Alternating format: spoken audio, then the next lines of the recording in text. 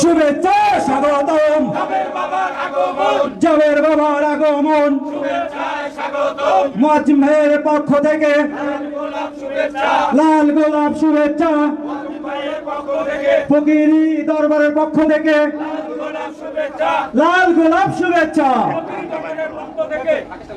সম্মানিত আশেকান জাকেরান, আপনারা সুন্দরভাবে বসে যান। সুদূর ঢাকা থেকে এবং বর্তমান তরিকতের এবং বাতিলের বিরুদ্ধে প্রতিবাদী কণ্ঠস্বর, যিনি শুধু বাংলাদেশ নয় সারা বিশ্বে যার আলোচনায় মানুষ মনোমুগ্ধ হয়ে যাচ্ছে, তার সান্নিধ্য পাওয়ার জন্য ব্যাকুলতা প্রকাশ করছে। আপনার আমার খুব সৌভাগ্য যে আমরা তার দর্শন এবং তার চরণধুলি আমাদের এই বগুড়া শেরপুরের মাটিতে পড়েছে।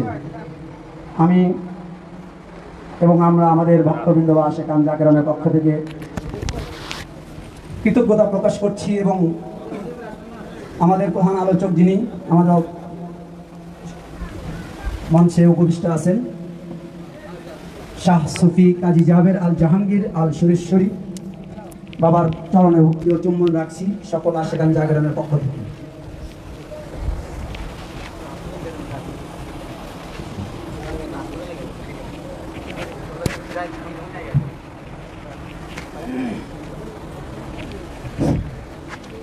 হ্যালো, যান এদিকে বসি নাই, হ্যাঁ এদিকে আসেন বাবা, একটু বসতে দিও, বসেন এখানে বসেন।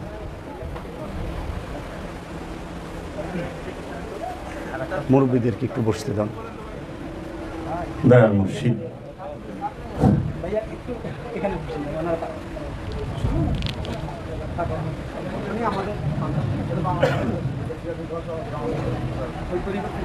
बिस्मिल्लाहिर रहमानिर रहीम।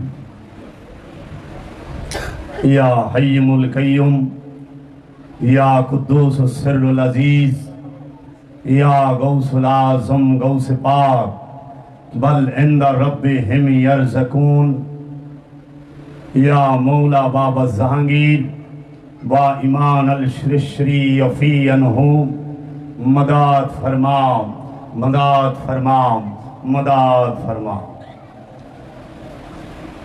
जाने मन सारम बनामे हुसैन मुनामे गुलामे गुलामाने हुसैन शाह हस्त हुसैन बादशाह हस्त हुसैन दीन हस्त हुसैन दीन पना हस्त हुसैन सरदाद नदाद दस्त दर दस्त यजीद हक्का के बिनाए ला इलाहा हस्त हुसैन या अली या मुश्किल कुशाली या पंचतन पाक अली या सुनी जात अली सल्लल्लाहु नबियना सल्लल्लाहु मुहम्मदीन या गौस खुदा मुश्किल कुशा अल मदद कीजिए। আমার মহান মুর্শিদ কিবলায়ে কাবা চিরাগে জান শরীফ কলমদার বাবা জাহাঙ্গীর বা ইমান আল শ্রী অফি আনহুর নূরের কদম মুবারকে লক্ষ কোটি ভক্তি ও চুম্বন রেখে আজকে আমি যেই স্থানে উপস্থিত হয়েছি বগুড়া জেলার শেরপুর থানা গাড়িদাহ ইউনিয়নের কাপুরা পূর্বপাড়ায় শাহ আব্দুল মালিক ফকিরি দরবার শরীফের 58তম ভক্তের মিলন মেলায় ওরস শরীফে আমি উপস্থিত হতে পেরে আন্তরিকভাবে সবার প্রতি এবং যিনি আমাকে দাওয়াত করেছেন তার প্রতি কৃতজ্ঞতা জানাই। আজ 13ই জুলাই 2024 সাল রোজ শনিবার 7ই মুহররম 1446 হিজরি আরবি মাসের প্রথম মাস মুহররম মাস। আর এই মুহররম মাসের আজকে 7 তারিখ। আর 3 দিন পরেই শহদানে কারবালা শহীদে আজম ইমামে হুসাইন আলাইহিস সালাতু ওয়াস সালামের শাহাদাত দিবস। আল্লাহর হাবিবের নয়নমণি, নয়নের পুতুলি, হৃদয়ের ধন, কলিজার টুকরা ইমামে হুসাইন আলাইহিস সালাতু ওয়াস সালামের শাহাদাত দিবস। আজকে আমি আপনাদের সামনে উপস্থিত হয়েছি। আপনারা সবাই এইখানে জ্ঞানী গুণী মানুষ আছেন। আপনাদের সামনে আমি অতি ক্ষুদ্র মানুষ, ছোট মানুষ। আমার তেমন কোনো জ্ঞান নাই, আমার ওই রকম কোনো যোগ্যতা নাই। মাওলা পাক মেহেরবানি করেছেন, আপনাদের ভালোবাসা হয়েছে। আপনাদের ভালোবাসায় সিক্ত হয়ে আমি আপনাদের সামনে এসেছি। আমি পাপী, আমি এই জগতের সবচেয়েতে ছোট মানুষ, সবচেয়েতে অজ্ঞানী মানুষ। আপনাদের সামনে দু একটি কথা বলার চেষ্টা করব। সুলতানুল হিন্দ খাজা গরিব নওয়াজ বলেছেন, আরাম উস দিল কো মিলা জিস দিল কো কভি আরাম নেহি মিলা। ওই ব্যক্তিটি সবচেয়ে আরামে আছে যে জীবনেও কোনোদিন আরাম পায় নাই। ওই ব্যক্তি সবচেয়ে আরামে আছে যে জীবনে কোনোদিন আরাম পায় না। আমি যে কালামটি পাঠ করলাম, এই কালামটি এই ভারতীয় উপমহাদেশের প্রখ্যাত বলি, যিনি এই অখণ্ড ভারতে 92 লক্ষ মুসলমান বানিয়ে গিয়েছেন, আজ থেকে 800 থেকে 900 বছর পূর্বে সেই খাজা গরিব নওয়াজের মাজার শরীফের প্রধান গেটের উপরে ফার্সি ভাষায় লেখা শাহ হস্তে হুসাইন, বাদশাহ হস্তে হুসাইন। এই কালামটি, যে কালামটি আমি পাঠ করেছি, আজকে যেহেতু মুহররম, এই মুহররমের মাস, মুহররমের 7 তারিখ, এই মুহূর্তেই আওলাদে রাসূল ইমামে হুসাইন আলাইহিস সালাতু ওয়াস সালাম সপরিবারে ইয়াজিদ বাহিনীর হাতে বন্দী অবস্থায় কারবালার ফোরাত নদীর তীরে অপেক্ষায় রত। আপনারা ফজিলতের বয়ান অনেক শুনেছেন, ফাজাইলের বয়ানও অনেক শুনেছেন, অনেক মূল্যবান বয়ান শ্রদ্ধেয় আলেম ভাইদের কাছ থেকে শুনেছেন। বাংলাদেশে অনেক বিজ্ঞ আলেম উলামা আছেন, অনেক ভালো ভালো বড় বড় আলেম উলামাদের কাছ থেকে আপনারা, পীর মাশায়েখদের কাছ থেকে আপনারা অনেক মূল্যবান কথা শুনেছেন। আমি আজকে একটু কারবালা সম্বন্ধে আলোচনা করতে চাই। আমি কি করব? আপনারা কি কারবালা সম্পর্কে একটু শুনতে চান? দয়াল মুর্শিদ, এই আসমানের নিচে জমিনের উপরে আল্লাহর হাবিব রাহমাতাল লিল আলামিনের ওফাতের পরে সবচেয়ে মর্যাদাবান যারা ছিলেন তারা হচ্ছেন আওলাদে রাসূলগণ, তাই নয় কি? আওলাদে রাসূলগণ মর্যাদাপূর্ণ, এর জন্য আমরা রসুল এবং আলে রসুলের উপরে দরুদ পাঠ করি না? আমরা কি দরুদে পড়ি না? আল্লাহুম্মা সাল্লি আলা সাইয়্যিদিনা মুহাম্মদ ওয়া আলা আলে মুহাম্মদ। আল্লাহুম্মা সাল্লি আলা সাইয়্যিদিনা মুহাম্মদ ওয়া আলা আলে মুহাম্মদ। এই ওয়া এবং আলা উপরে আলে মুহাম্মদ, মুহাম্মদ সাল্লাল্লাহু আলাইহি ওয়াসাল্লামের বংশধরের উপরেও আমরা দুরূদ পাঠ করি সালাতের মধ্যে এবং এমনিতেও। আল্লাহ রাব্বুল আলামিন কুরআনুল মাজিদে বলেছেন, ইয়া আইয়ুহাল্লাযীনা আমানু সাল্লু আলাইহি ওয়া সাল্লিমু তাসলিমা। সূরা আহজাবে আল্লাহ নিজেই বলতেছেন, ইন্নাল্লাহা ওয়া মালাইকাতাহু ইউসাল্লুনা আলান নবী। ইন্নাল্লাহা, নিশ্চয়ই আমি আল্লাহ, ওয়া মালাইকাতিহি, আমার সমস্ত ফেরেশতা সমূহ। ফেরেশতাদের আরবি হচ্ছে মালাইক। ফেরেশতা ফার্সি শব্দ, আরবিতে বলে মালাইক। মালাইক মানে সমস্ত, মালাইক মানে ফেরেশতা, মালাইকাতি মানে সকল ফেরেশতারা। আল্লাহ এবং আল্লাহর সকল ফেরেশতারা কি করে? আল্লাহর নবীর উপরে দুরূদ পাঠ করে। কার উপরে? আল্লাহর নবীর উপরে, আমাদের নবীর উপরে না, আল্লাহর যিনি নবী তার উপরে। আল্লাহর নবীকে সরকারে দু আলম, নূরে মুজাসসাম, নূর আলা নূর, সৈয়দতুল আম্বিয়া, ইমামুল মুরসালিন, খাতামান নবিয়্যিন, আবুল কাসিম মুহাম্মদ সাল্লাল্লাহু আলাইহি ওয়াসাল্লাম আল্লাহর নবী। কার নবী? আল্লাহর নবী। নবী শব্দের অর্থ কি? নবী মানে কি? নবী শব্দের অর্থ হচ্ছে যিনি গায়েবের জ্ঞান যার আছে, গায়েবের এলেম যে জানে, গায়েবের খবর যে জানে, গায়েবের খবর যে দান করে, তিনি হচ্ছেন নবী। নবী শব্দের অর্থই হচ্ছে হিডেন নলেজ। হিডেন নলেজ, গুপ্ত জ্ঞান, পর্দার আড়ালের জ্ঞান, এই দেয়ালের বাহিরের জ্ঞান, যেটা আমাদের চোখের সামনে আসে না। নবী সব সময় অজানা জ্ঞানকে জানিয়ে দিবে। এই নবীর উপরে আল্লাহ ফেরেশতাদেরকে নিয়ে দুরূদ পড়েন। তাই আল্লাহ বলেছেন, ইয়া ও হে আইয়ুহাল্লাযীনা আমানু, যারা ঈমান এনেছো তাহারা কি করো? সাল্লু আলাইহি, তোমরা আমার নবীর উপরে সংযোগ যোগাযোগ প্রচেষ্টা করো।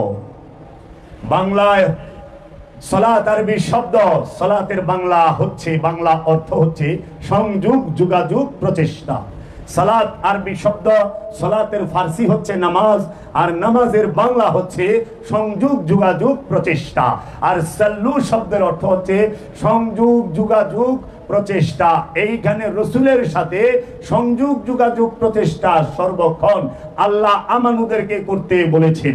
যেখানে কোরআনে আল্লাহ বলেন ইয়া আইয়ুহাল্লাযীনা আমানু, এইটাই আল্লাহর হুকুম আমানুর উপরে, এই হুকুমটাই ফরজ। এই ইয়া আইয়ুহাল্লাযীনা আমানু সম্পর্কে কোরআনে 89টা আয়াত নাজিল হয়েছে। সালাতের আদেশ আমানুর উপরে, কুরবানির আদেশ আমানুর উপরে, হজের আদেশ আমানুর উপরে, যাকাতের আদেশ আমানুর উপরে, আপনার এই সাদকার আদেশ আমানুর উপরে। সুদ খায়ও না, আমানু। ঘুষ খায়ও না, আমানু। আমানুরও কইছে সুদ ঘুষ খায়ও না, আমানু। মিথ্যা বলিও না, আমানু। জুলুম করিও না। এই রকম ভাবে আল্লাহ 89টা হুকুম কোরআনে আমানুকে করেছে। আমানু কাকে বলে? আমানু বলা হয় যিনি আল্লাহর রসুলের হাতে হাত রেখে বায়াত গ্রহণ করে, রসুলকে বিশ্বাস করে, রবকে বিশ্বাস করে, রবের নাজিলকৃত কিতাবকে বিশ্বাস করে, রবের কোরআনকে বিশ্বাস করে, রবের ফুরকানকে বিশ্বাস করে, রবের সমস্ত নবী রসুলকে বিশ্বাস করে, রবের গায়েবের উপরে বিশ্বাস করে, রবের ফেরেশতাদের উপরে বিশ্বাস করে, তিনি হচ্ছে আমানু। এই আমানুর উপরে সমস্ত হুকুম। মুমিনের উপরে কোরআনে কোনো হুকুম নাই। আমানু সে হচ্ছে খান্নাস রূপী শয়তান যুক্ত। খান্নাস রূপী শয়তান যে মানুষের অন্তরের সাথে, কলবের সাথে, নফসের সাথে সূক্ষ্ম থেকে সূক্ষ্মভাবে দুর্বলভাবে মিশে থাকে, তাকে বলা হয় আমানু। আর মুমিন কাকে বলে? মুমিন বলা হয় যে নফসের সাথে, যে ব্যক্তির সাথে শয়তান রূপী খান্নাস থাকে না, শয়তান রূপী খান্নাস মুক্ত যে ব্যক্তি, যে ব্যক্তির সাথে আল্লাহ জাত রূপে অবস্থান করে, তাকে বলে মুমিন। তাই আল্লাহ কোরআনে বলেছে ইন্নাল্লাহা মাআল মুমিনিন, নিশ্চয় আমি আল্লাহ মুমিনের সাথে থাকি। আল্লাহ সারা কোরআনে এক জায়গায় বলে নাই আমি আমানুর সাথে থাকি। তাই আমানু আর মুমিনের মধ্যে আসমান জমিন পার্থক্য। আমানুর জন্য আল্লাহর আদেশ আছে, মুমিনের জন্য আল্লাহর আদেশ নাই। আমানুর জন্য আল্লাহর আদেশ আছে, মুমিনের জন্য আল্লাহর অনুরোধ আছে। এর জন্য আগে বুঝতে হবে মুমিন কি আর আমানু কি। আমানু সাধনা করবে, আমানু মুরাকাবা মুশাহিদা করবে, আমানু সালাত করবে, আর এই আমানুর ইমাম হবে মুমিন। মুমিন সালাত শিক্ষা দেবে। মুমিন সালাত কিভাবে করে সেই শিক্ষা দান করবে। যিনি দায়মি সালাতের শিক্ষা দান করে তিনি মুমিন। আর যিনি দায়মি সালাতের শিক্ষা গ্রহণ করে, দায়মি সালাত করে, তাকে কোরআনের ভাষায় বলা হয় মুসল্লি। এই আমানুকে আল্লাহ বলতেছে, ও আমানু, তুমি বেশি বেশি দুরূদ পড়ো আমার নবীর উপরে, এবং ইউসাল্লুনা আলাইহি ওয়া সাল্লিমু তাসলিমা, এবং তাসলিম করো, ইজ্জত করো, সম্মান করো, তাজিম করো। তাজিমের সাথে আমার রসুলকে, ইস্তেকবালের সাথে আমার রসুলকে স্মরণ করো। এর জন্য আল্লাহর রসুলকে আমরা দাঁড়িয়ে সালাম জানাই। আল্লাহর নবীকে আমাদের দ্বারা যতটুকু সম্ভব হয় আমরা বিনয়ের সাথে, মহব্বতের সাথে দাঁড়িয়ে আল্লাহর হাবিবকে সালাম প্রদর্শন, সালাম জানাই। এইটা আমানুর উপরে আল্লাহর হুকুম ফরজ। দরুদ পাঠ করা কি ফরজ, সালাত যেরকম ফরজ দরুদ পাঠ করাও ফরজ। আল্লাহ কোরআনে কয়ে দিয়েছে আমানুরে। যারা দরুদ পাঠ করতে চায় না, যারা কিয়াম করতে চায় না, আল্লাহ রসুলকে তাজিম করতে চায় না, আল্লাহ রসুলকে সম্মান করতে চায় না, বুঝে নিবেন তারা আমানু নয়। কারণ আল্লাহ নির্দিষ্ট করে বলেছে আমানুরা বেশি বেশি দরুদ পড়ো, সশ্রদ্ধ সালাম দাও। ইয়া আইয়ুহাল্লাযীনা আমানু সাল্লু আলাইহি ওয়া সাল্লিমু তাসলিমা।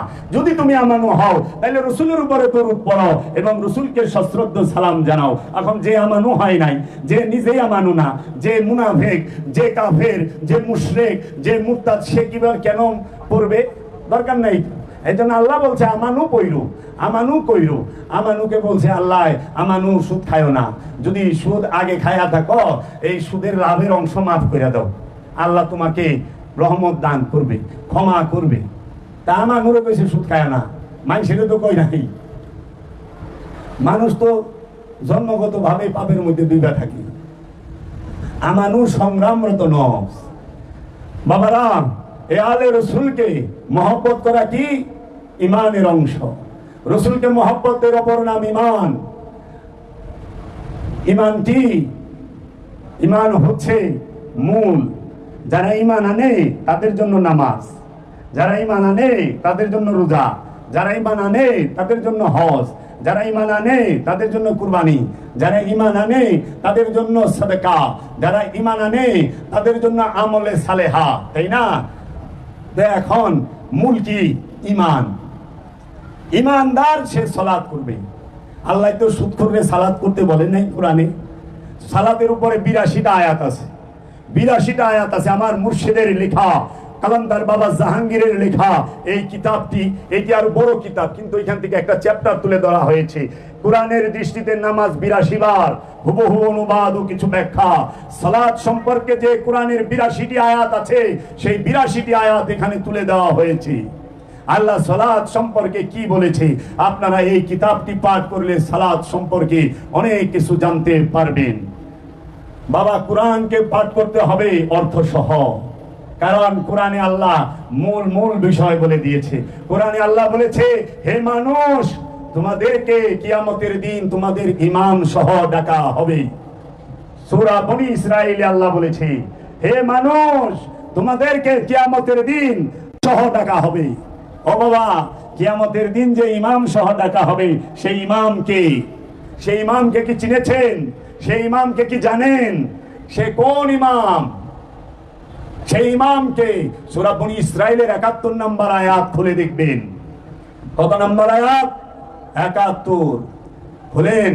আল্লাহ বলতেছে প্রত্যেক মানুষকে, প্রত্যেক ব্যক্তিকে তার ইমাম সহ ডাকা হবে। এইখানে মানুষ শব্দটা উচ্চারণ করছে, ব্যক্তি শব্দটা উচ্চারণ করছে, নফস শব্দটা উচ্চারণ করে নাই।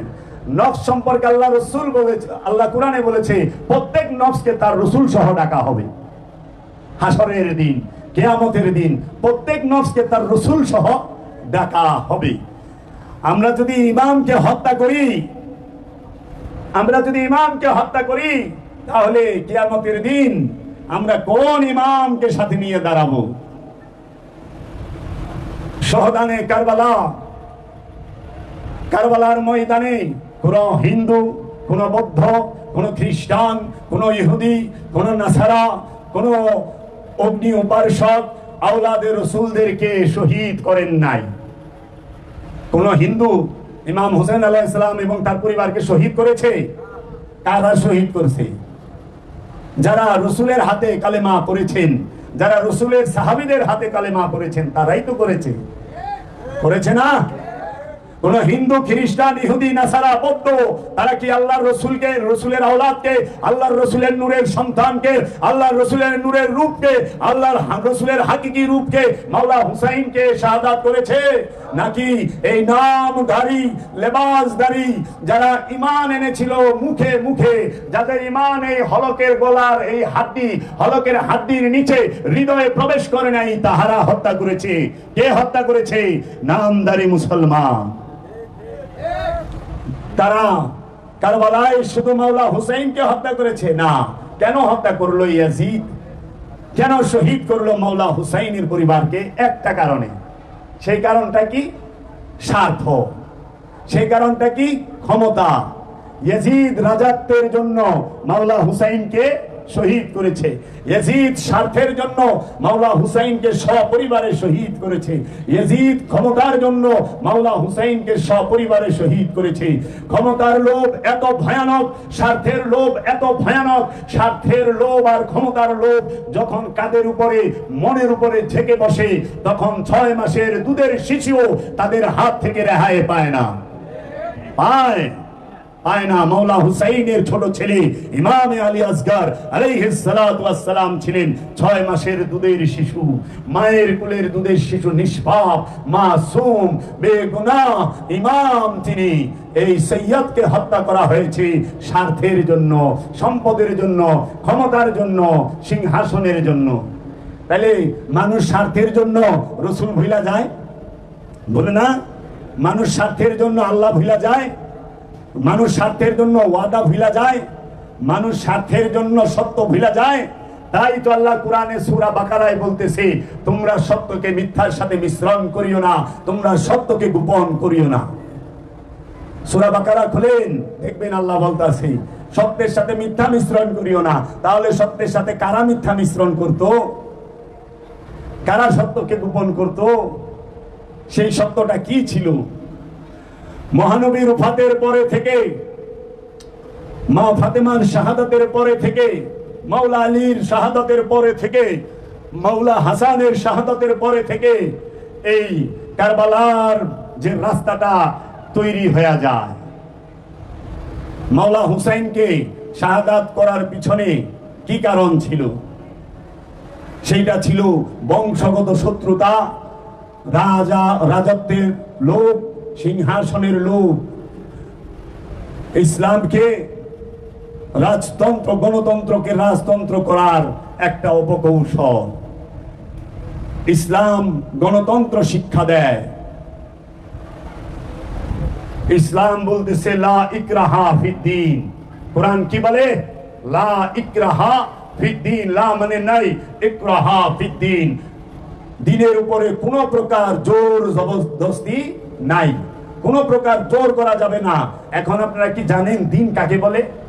দিন শব্দের অর্থ কি? স্বভাব। দিন শব্দের বাংলা অর্থ স্বভাব। ইসলাম শব্দের বাংলা অর্থ আত্মসমর্পণ, আত্মসমর্পণ। আর মুসলমান শব্দের বাংলা অর্থ হলো আত্মসমর্পণকারী। যে আত্মসমর্পণ করেছে রসুলের কাছে, রবের কাছে, তিনি মুসলমান। যে রসুলের হুকুমের কাছে, আদেশের কাছে, আল্লাহর হুকুমের কাছে, আদেশের কাছে নিজের ইচ্ছাকে সমর্পণ করেছে, তিনি মুসলমান। মুসলমান কয় প্রকার?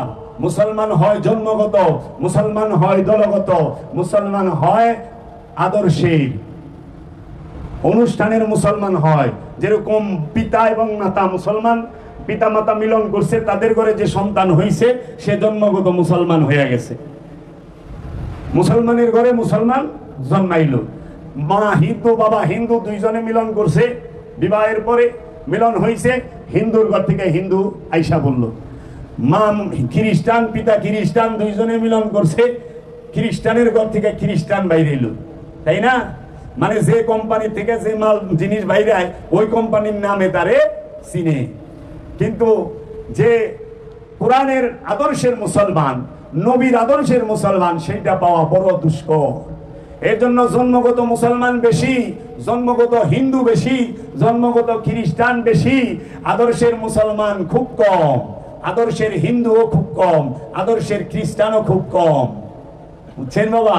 জন্মগতটা বেশি। দ্বিতীয় পক্ষ হইল দলগত। মুসলমান দলে যোগ দিয়েছেন, হিন্দুর দলে যোগ দিছেন, ইহুদির দলে যোগ দিছে, খ্রিস্টানের দলে যোগ দিছে। এরা দলগত মুসলমান, দলগত খ্রিস্টান, দলগত হিন্দু, দলগত ইহুদি, কিন্তু আদর্শের না। তাহলে মুসলমানকে যে আল্লাহর ইচ্ছার কাছে আত্মসমর্পণ করেছেন তিনি মুসলমান, যে রসুলের ইচ্ছার কাছে নিজেকে আত্মসমর্পণ করিয়ে ফেলেছেন, নিজের ইচ্ছাকে উৎসর্গ করেছেন, তিনি মুসলমান। এই মুসলমান কি পাওয়া যায়? মুসলমান যে সে মিথ্যা বলবে না, মুসলমান মিথ্যা বলতে পারে না, মুসলমানের আদর্শে মিথ্যা নাই। মুসলমান যে সে জুলুম করে না, মুসলমানের আদর্শে জুলুম নাই। মুসলমান যে সে জেনা করে না, মুসলমানের আদর্শে জেনা নাই। মুসলমান যে সে কাউকে অবরোধ করে না, মুসলমানের আদর্শে অবরোধ নাই। মুসলমান যে সে কাউকে হত্যা করে না, বিনা জুলুমে কাউকে অত্যাচার করে না, বিনা কারণে। এইটা কোন নবীর, কোন রসুলের যে প্রেমিক তার আদর্শের মধ্যে থাকে না। এর জন্য দেখবেন রসুলের জীবনে 27টি যুদ্ধ হয়েছে। রসুল কখনো যুদ্ধ করে না, রসুল কখনো যুদ্ধ করে না। রসুল হলো মানবতার প্রতীক, রসুল হলো আদর্শের প্রতীক, রসুল হচ্ছেন রাহমাতাল লিল আলামিন, রসুল হচ্ছেন নূর আলা নূর, রসুল হচ্ছে কাবা কাউসাইনে, রসুল হচ্ছেন মসজিদুল হারাম, রসুল হচ্ছেন মসজিদুল আকসা হাকিকি। যে রসুল দোয়া করলে মসজিদুল হারাম কাবায় পরিণত হয়। রসুলের দোয়ায় মসজিদুল হারাম কাবা হয়েছে।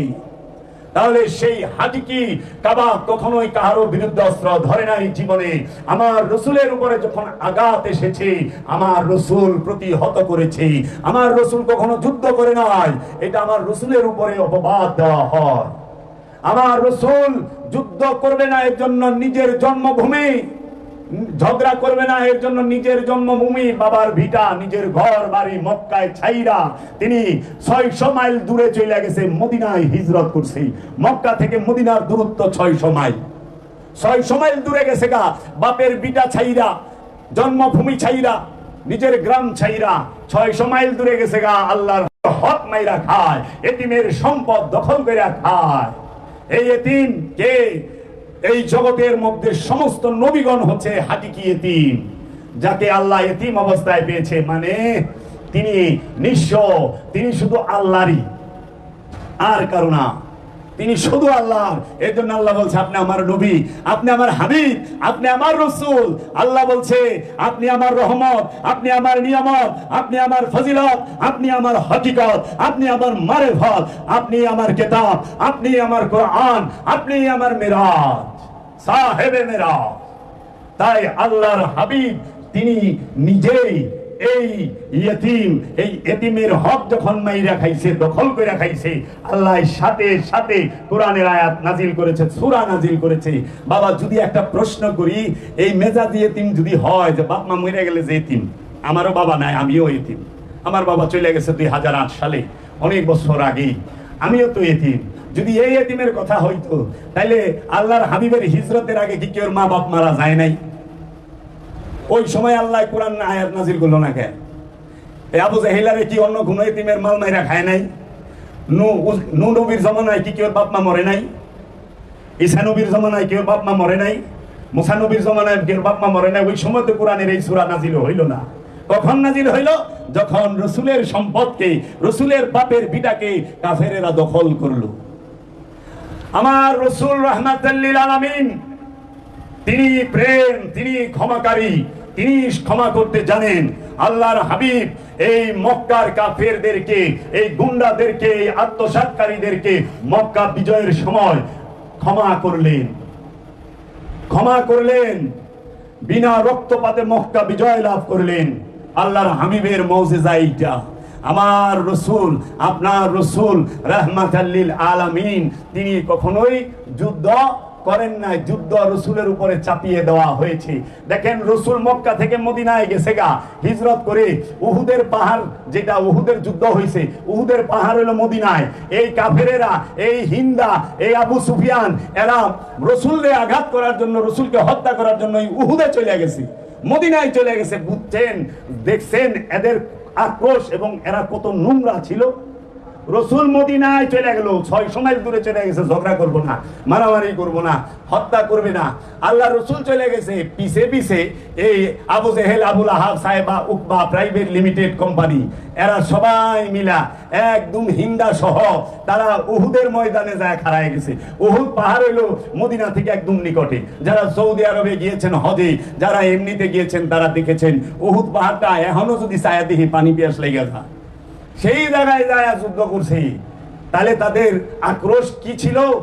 মহানবী তো কারো উপরে জুলুম করে নাই, মহানবী তো কারো উপরে কারো সম্পদ মাইরা খায় নাই, নাউজুবিল্লাহ। মহানবী কি কাউকে আঘাত করেছে? না। তাহলে মহানবী কি কারণে মহানবীকে তারা হত্যা করতে চায়? মহানবীর অপরাধ কি ছিল তাদের কাছে? মহানবীর দোষ অপরাধ ছিল তাদের কাছে, কাফেরদের কাছে। মহানবী কেন সত্য বলবে? মহানবী কেন দিনের দাওয়াত দেবে? মহানবী কেন দিন প্রচার করবে? মহানবী কেন এই এতিমের হক মাইরা খায় না এই কথা কইব? মহানবী কেন বলবো সুদ খায় না? মহানবী কেন বলবো ঘুষ খায় না? মহানবী কেন বলবো তোমরা মন ইচ্ছা মতো চইল না, বাপদাদার ধর্ম পালন কইল না? এর জন্য কোরআনে আল্লাহ বইলা দিয়েছে সূরা মুমিনুনে, অধিকাংশ মানুষ তাহারা সত্যকে অপছন্দ করে। এটা কে কইছে? আল্লাহ কইছে। অনে আমাগো সমাজে প্রচলিত আছে, কিছু মানুষ বলে মানুষ সত্য কি পছন্দ করে। আল্লাহ কইতেছে অধিকাংশ মানুষ সত্যকে অপছন্দ করে, আর এরা কয় মানুষ সত্যরে পছন্দ করে। আরে মানুষ যদি সত্যরে পছন্দই করতো তাহলে তো দুনিয়ায় ঝামেলাই থাকে না, সুদঘুষ থাকে না তো। মানুষ সত্যকে অপছন্দ করে, সত্য শুনতে পছন্দ করে না। সত্য কইলে মানুষ কি কয়? পাগল। সত্য কইলে মানুষ কি কয়? ভণ্ড। সত্য কইলে মানুষ কি কয়? জাদুকির। আল্লাহর রাসূলকে কি জাদুকির বলে নাই কাফেরেরা? কাফেরেরা কি বলে নাই? কোরআন বলতেছে কাফেরেরা বলে হে রাসূল আপনি আমাদের মতো মানুষ। কোরআন বলতেছে, আল্লাহ কইছে কাফেরেরা বলে রাসূল আপনি আমাদের মতো মানুষ। আল্লাহ কইতেছে যে কাফেরেরা বলে। এখন যারা বলে রাসূল আমাদের মতো মানুষ এরা কিন্তু নিজের মুমিন ভাবে, কিন্তু আল্লাহ কয়ে দিছে কাফেরেরা কয় রাসূল আমাদের মতো মানুষ। ওই যে দরবার পারে না, এটা নসিব, এটা যার যার ভাগ্য। তাই আমার রাসূল এসেছে কি করার জন্য? রহমত বিলি করার জন্য, মহব্বত বিলি করার জন্য, ক্ষমা করার জন্য, পাপীকে তরানোর জন্য। আমার রাসূল রাজনীতির জন্য আসে নাই। আমার রাসূল এই দেশ প্রদেশ এগুলো দখল করার জন্য আসে নাই। আমার রাসূল ব্যবসা বাণিজ্য করার জন্য আসে নাই, কারণ আমি কোরআনে পাই নাই। আমি কোরআনে কি পেয়েছি? কুরআনে আল্লাহ বলতেছে ইউসাব্বিহু লিল্লাহি মা ফিস সামাওয়াতি ওয়া মা ফিল আরদিল মালিকুল কুদ্দুসুল আজিজুল হাকীম ওয়াল্লাযী ইয বাআসা ফিল উম্মিয়িনা রাসূলাম মিনহুম ইয়াতলু আলাইহিম আয়াতি ওয়া ইউযাক্কিহিম ওয়া ইউআল্লিমুহুমুল কিতাবা ওয়াল হিকমা। আল্লাহর রাসূল কেন এসেছে? উম্মিয়িনা রাসূলাম মিনহুম, আমি উম্মিয়িনদের মধ্যে একজন রাসূলকে প্রেরণ করেছি, একজন রাসূলকে নির্বাচন করেছি। সে কি করবে? ইয়াতলু আলাইহিম আয়াতি, তোমাদের মধ্যে আয়াতকে তেলাওয়াত করে শোনাবে। আয়াত তেলাওয়াত করবে তোমাদের মধ্যে। আমাদের কাছে আল্লাহর রাসূল কি করে? আয়াত তেলাওয়াত করে। সেই আয়াত কি লাইন না, সেই আয়াতকে ইব্রাহিম খলিলুল্লাহ, মুসা কালিমুল্লাহ, নূহ নবিউল্লাহ, আদম সফিউল্লাহ, এরা হচ্ছে আল্লাহর আয়াত। কোরআন বলেছে, কোরআনে আল্লাহর আয়াত সম্পর্কে আল্লাহ বলছে ঈসা আমার আয়াত, মুসা আমার আয়াত, ইয়াহিয়া আমার আয়াত, জাকারিয়া আমার আয়াত, নূহ আমার আয়াত, ইউসুফ আমার আয়াত, ইয়াকুব আমার আয়াত, এই জাকারিয়া আমার আয়াত, মারিয়াম আমার আয়াত। এরা সবাই সকল নবী রাসূল আল্লাহর আয়াত। তাই সকল নবী রাসূলের ঘটনা রাহমাতাল লিল আলামিন কুরআনুল কারীমে বলেছে। তাই আল্লাহ নিজে বলেছেন আপনি ওয়াজকুরু ফিল কিতাবে ইব্রাহিমা, হে আমার হাবিব আপনার কিতাবের মধ্যে ইব্রাহিমের জিকির করুন। রাসূলের কিতাবে কার জিকির করতে বলেছে? ইব্রাহিম খলিলুল্লাহ। তাই আল্লাহর আয়াত হচ্ছে নবীগণ রাসূলগণ, এই নবীগণকে তিলাওয়াত করেছেন উম্মতের কাছে রাসূল। তারপরে আল্লাহ বলতেছে ওয়া ইউযাক্কিহিম, তোমাদের নফসকে পবিত্র করবে। রাসূল কি করবে? নফসকে পবিত্র করবে। ওয়া ইউআল্লিমুহুমুল কিতাবা, এবং তোমাদেরকে কিতাব শিক্ষা দেবে। ওয়াল হিকমাতা, এবং প্রজ্ঞার জ্ঞান দান করবে, হিকমত দান করবে। ও বাবা, রাসূলের কাজ কয়টা? 4টা পাইলাম। আয়াত তিলাওয়াত করা, নফসকে পবিত্র করা, কিতাব শিক্ষা দেওয়া এবং হিকমত দান করা। আমি তো কোথাও পাইলাম না রসুল রাজনীতি করার লেগাইছে, রসুল দেশ দখলের লেগাইছে। আল্লাহ কইছে সূরা ইব্রাহিমে, ওমা আরসালনা ইল্লা বিলিসানি কওমিহি লিবায়্যিনা লাহুম, আমি প্রত্যেক জাতিতে প্রত্যেক ভাষায় আমার রাসূল প্রেরণ করেছি আমার নিদর্শন সমূহ বর্ণনা করার জন্য। সূরা ইব্রাহিমের 4 নম্বর আয়াতে আল্লাহ রাব্বুল আলামিন বলে রেখেছেন। তাইলে রাসূলের কাজ কি? রাসূল হারামকে কি পবিত্র বস্তুকে হালাল করবে, অপবিত্র বস্তুকে হারাম করবে। এটি হলো রাসূলের কাজ। রসুল এর জন্য আগমন করে। এর জন্য রসুল যখন আগমন হয়েছে তখন দেশ ছিল না, ছিল না। তখন আল্লাহ কি উচ্চারণ করেছে কোরআনে? আল্লাহ বলছে, আমি এই কোরআনকে আরব এবং আরবের চতুর্পাশের লোকদের জন্য নাজিল করেছি আরবি ভাষায়, যেন তারা সহজে বুঝতে পারে। আমেরিকা আল্লাহ বানায় নাই, আমেরিকা মানুষ বানাইছে। আল্লাহ বানাইছে পৃথিবী। পৃথিবীর মধ্যে একটা এরিয়া লয় আমেরিকা। বাংলাদেশ আল্লাহ বানাইছে। মুক্তিযুদ্ধ কইরা বাংলাদেশের মানুষ, বাঙালিরা বাংলাদেশ তৈরি করেছে, বাংলাদেশ নাম ধারণ করেছে। কিন্তু এই পৃথিবীর জমিন আল্লাহ সৃষ্টি করেছে। আল্লাহ পৃথিবী সৃষ্টি করেছে, কোন দেশের নাম আল্লাহ দেয় না। দিছে না, দেশের নাম ওই দেশের জনগণ দেয়, ওই দেশের জাতির পিতাই দেয়। তাই বাবারা, রসুল আসছে নফসকে পবিত্র করার জন্য। যারা নফসকে পবিত্র করতে পারে না তারা রসুলের আওলাদের কল্লা কাটে, তাই না? মাওলা হুসাইনকে কারবালায় নিয়ে গেল কেন? কে নিয়ে গেছে? এটা কি রসুলের মাওলা হুসাইনের আবির্ভাবের আগের এই ঘটনা ঘটবে এটা বইলেই রাখছে রসুল। মাওলা হুসাইন যখন ছোট শিশু অবস্থায় তখনই রসুল বইলা থুইছে যে আমার উম্মতের মধ্যে একদল বিপদগামীরা আমার এই নাতিকে, আমার এই দৌহিত্রকে কারবালায় নির্মমভাবে সপরিবারে শাহাদাত করবে। হযরত উম্মে সালমার কাছে একটি শিশির মধ্যে আল্লাহর হাবিব রাহমাতাল লিল আলামিন তিনি কারবালার বালু, কারবালার মাটি আইনা বইরা দিছিল, বলছিল, উম্মে সালমা, যেই দিন এই মাটিটি রক্ত হয়ে যাবে মনে করবা সেই দিন শহীদ হয়ে গেছে ইমামে হুসাইন। কেন মহানবী অন্য কারো কাছে দিলেন না? মা আয়েশার কাছে দিলেন না? মা হাফসার কাছে দিলেন না? কেন মা উম্মে হাবিবার কাছে দিলেন না?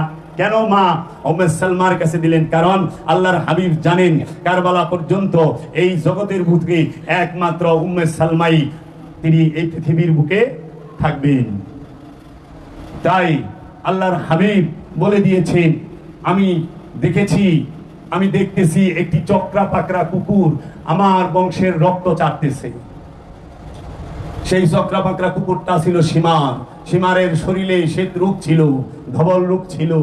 যখন ইমাম হুসাইন আলাইহিস সালামের বুকের উপরে উঠে সীমার, তখন মাওলা হুসাইন সীমারের দিকে তাকায়া বলে, আমার নানা জান বলেছিলেন এক চক্রা পাকড়া কুকুর আমার বংশের রক্ত চাটবে।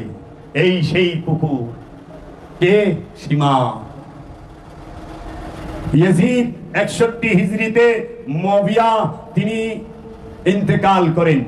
আমিরে মুয়াবিয়া 61 হিজরিতে ইন্তেকাল করার পরে, ইন্তেকাল করার পূর্বেই তিনি ইয়াজিদ নামক নরপিশাচকে সে ক্ষমতায় দামেস্কের মসনদে বসিয়ে যান, যে সে দামেস্কের মসনদে বসবে।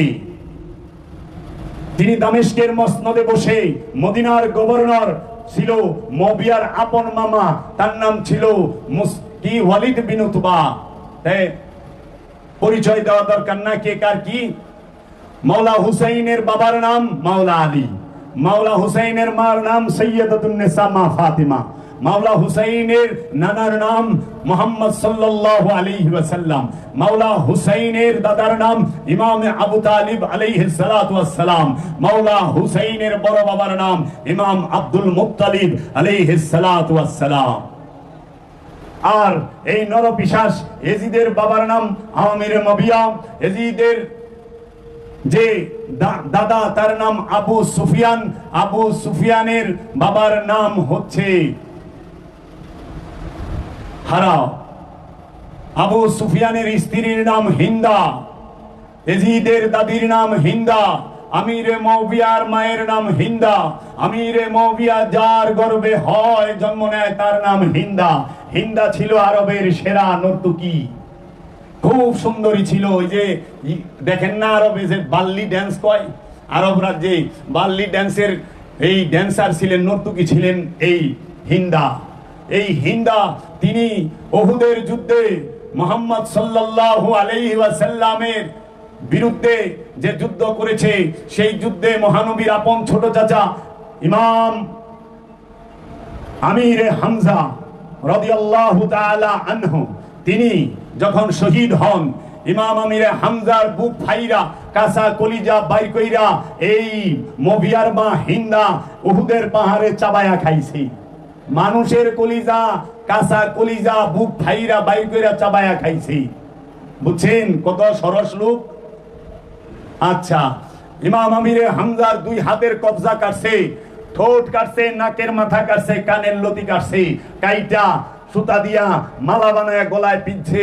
আর উন্মাদের মতো উহুদের পাহাড়ে পাগলের মতো ক্ষোভের আগে জিজ্ঞেস করছে, এই মুহাম্মদ, কোথায় তোমার ওই সৈনিকরা? তাদেরকে ডাকো, হিন্দা উপস্থিত, তাদেরকে ডাকো। কারণ ওই সময় মুসলমানরা একটু বেকায়দায় ছিল। নবীর সাহাবীরা নবীকে রাইখাও পাহাড়ের গুহায় পলাইতে বাধ্য হয়েছিল। ওই উহুদের ময়দানে আল্লাহর হাবিব আঘাত পায়, অনেক আঘাত পায়, আল্লাহর হাবিবকে আঘাত করে রক্তাক্ত করে। কেন হিন্দা এত ক্ষিপ্ত ছিল? কারণ হিন্দা ক্ষিপ্তার কারণ হচ্ছে হিন্দার বাবা, তার নাম হচ্ছে উতবা কাট্টা কাফের। হিন্দার বাবার নাম কি? উতবা। এই মবিয়ার নানার নাম কি? উতবা। মবিয়ার নানা কাফের ছিল, রসুলের বিরুদ্ধে যুদ্ধের নেতৃত্ব দিছে। মবিয়ার মামুর নাম ওয়ালিদ বিন উতবা, সে কাফের ছিল। মবিয়ার মার নাম হিন্দা, সেও কাফের ছিল। রসুলের বিরুদ্ধে রসুলের চাচার কলিজা চাবায় খাইছে।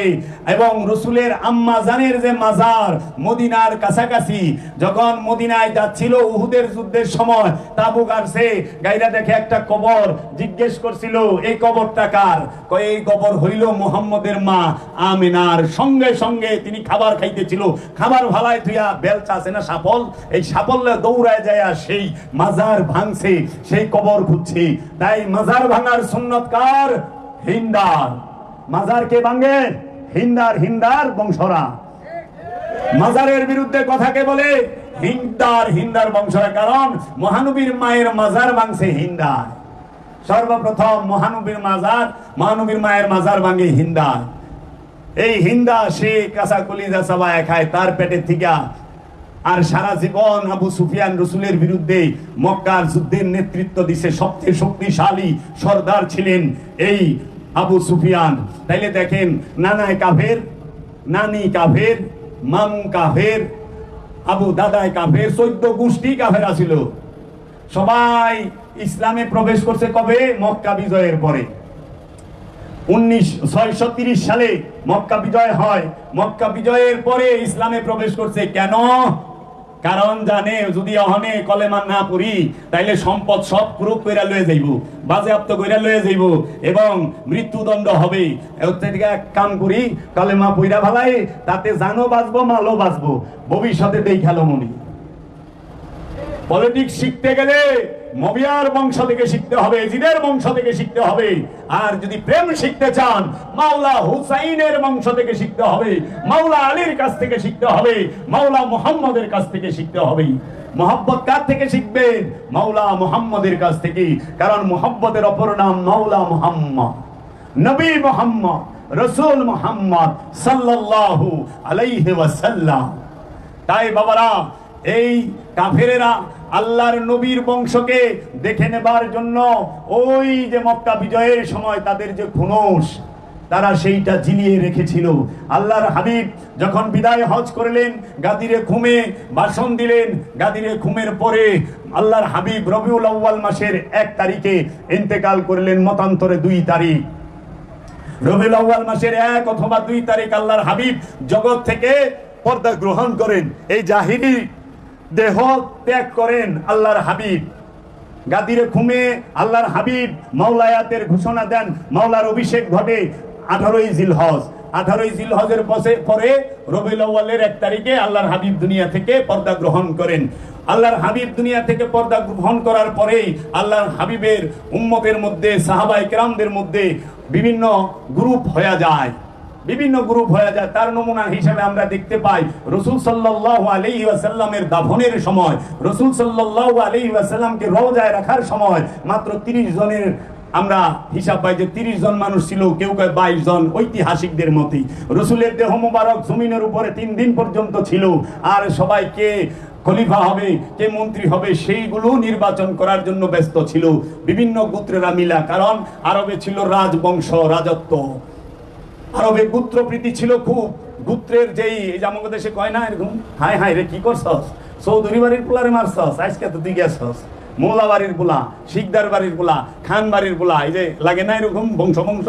আরবে এরকম গোত্র ছিল, এক গোত্রের লোকরে মারলে আরেক গোত্র কুবাইবার যাইত, খুব ভয়ানক ছিল। এর জন্য সকল গোত্ররা মিলা তারা ডিসিশন নিছে কে হবে লিডার। তখন এই ভাগ ভাগ হয়, সূত্রপাতটা ওইখান থেকেই শুরু হয়। এই যে রসুলের সাথে যারা মুনাফিক ছিল তারা তো ঘাপটি মাইরা বইয়াই রইছে। এখন সবাই যদি বাবা ইমানদার হইতো, রসুলের সাহাবার ভিতরে সবাই যদি মুমিন হইতো, তাইলে সূরা মুনাফিকুনটা নাজিল হইল কাকে কেন্দ্র কইরা? কারণ মুনাফিক তো কাফের না, কাফেরকে যে রসুল বানাকে হত্যা করেছে এবং রসুলের আওলাদকে হত্যা করেছে, ওইটা কি? আর আপনারা যখন বলেন এটা ইজতিহাদি খাতা, শ্রদ্ধেয় ওয়াহাবি ভাইয়েরা, খারিজি ভাইয়েরা বলেন যে কি এজিদের ইজতিহাদি খাতা হয়েছে, এজিদকে কাফের বলা যাবে না। আর এজিদ কাফের না, এজিদ কাফেরের বাপ, এজিদ কাফেরের দাদা। কারণ ইমামকে শহীদ করলে সে কি আর ইমানদার থাকে? অলিকে শহীদ করলে সে কি আর ইমানদার থাকে? মুমিনকে শহীদ করলে সে কি আর ইমানদার থাকে? আচ্ছা, জগতে এমন কোন ব্যক্তি আছে যে কইয়া পারবো যে মাওলা আলী জান্নাতে যাইব না? তার জান্নাতে যাওয়ার ব্যাপারে কোনো সন্দেহ আছে? এটাকে মাবিয়া পারবো কইবা? এই যে দেনি পারবো, ওরও বললাম না মাওলা আলী জান্নাতি, কিন্তু এজিদ যে জান্নাতি এটা কি কেউ কইয়া পারবো? ও যে জাহান্নামী কোনো সন্দেহ আছে? উনি যেই জাহান্নাম, ও খালি জাহান্নামী না। তাহলে মাওলা হাসান হুসাইন কি আপনারা শ্রদ্ধা আলেম ভাইরা জুমার খুতবায় পড়ে আল হাসান ওয়াল হুসাইন শাবাব আহলিল জান্নাহ। এই ইমামে হাসান ইমামে হুসাইন আলাইহিস সালাতু ওয়াস সালাম হচ্ছে জান্নাতের সরদার। এই মাওলা হুসাইনকে শাহাদাত করার জন্য পুরা নীল নকশাটা তৈরি করে 3 জনে। 1 নম্বর নকশার তৈরিকারক হচ্ছে তৈরিকারক হচ্ছে আবু জেহেলের ছেলে মারওয়ান বিন হাকাম। ইয়াজিদের প্রধানমন্ত্রী ছিল মারওয়ান বিন হাকাম, আবু জেহেলের ছেলে। ইয়াজিদের চাচা মুয়াবিয়ার চাচতো ভাই। মুয়াবিয়ার বাপের নাম আবু সুফিয়ান, মারওয়ানের বাপের নাম আবুল হেকাম। মারওয়ান বিন হাকামের ছেলে, পিতার নাম আবুল হেকাম। আবুল হেকামের ছদ্ম বেশি নাম, আবুল হেকামের পদবী নাম হলো আবু জাহেল। কি? আবু জাহেল। কারণ ওনাকে আবুল হেকাম কইতো দেখে রসুল কইছে আপনি জ্ঞানীর পিতা, আপনি মূর্খের পিতা, আপনি আবু জাহেল। আর হযরত উসমানের বাপের নাম হচ্ছে আফফান। এরা আপন 3 ভাই ছিলেন, জানা আছে? হযরত উসমানের বাবার নাম আফফান, আবুল হেকামের ছেলের নাম মারওয়ানের বাপের নাম আবুল হেকাম, আর মুয়াবিয়ার বাপের নাম আবু সুফিয়ান। এই 3 জনই এই রসুলের ওফাতের পরে খোলাফায়ে রাশিদিনের পরে রাজা হয়। এরাই খোলাফায়ে রাশিদিনের মধ্যে একজন হযরত উসমান রাদিয়াল্লাহু তাআলা আনহু।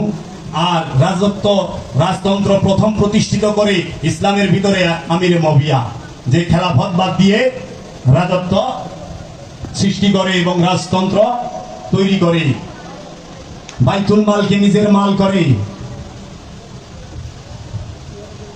বাইতুল মালকে নিজের মাল করে। বাইতুল মাল কার সম্পত্তি? জনগণের। মানে জনগণের সম্পত্তিরে নিজের সম্পত্তি বানাইলে সে কি হক মানলো না? কিও বাবা, না হক মানলো না?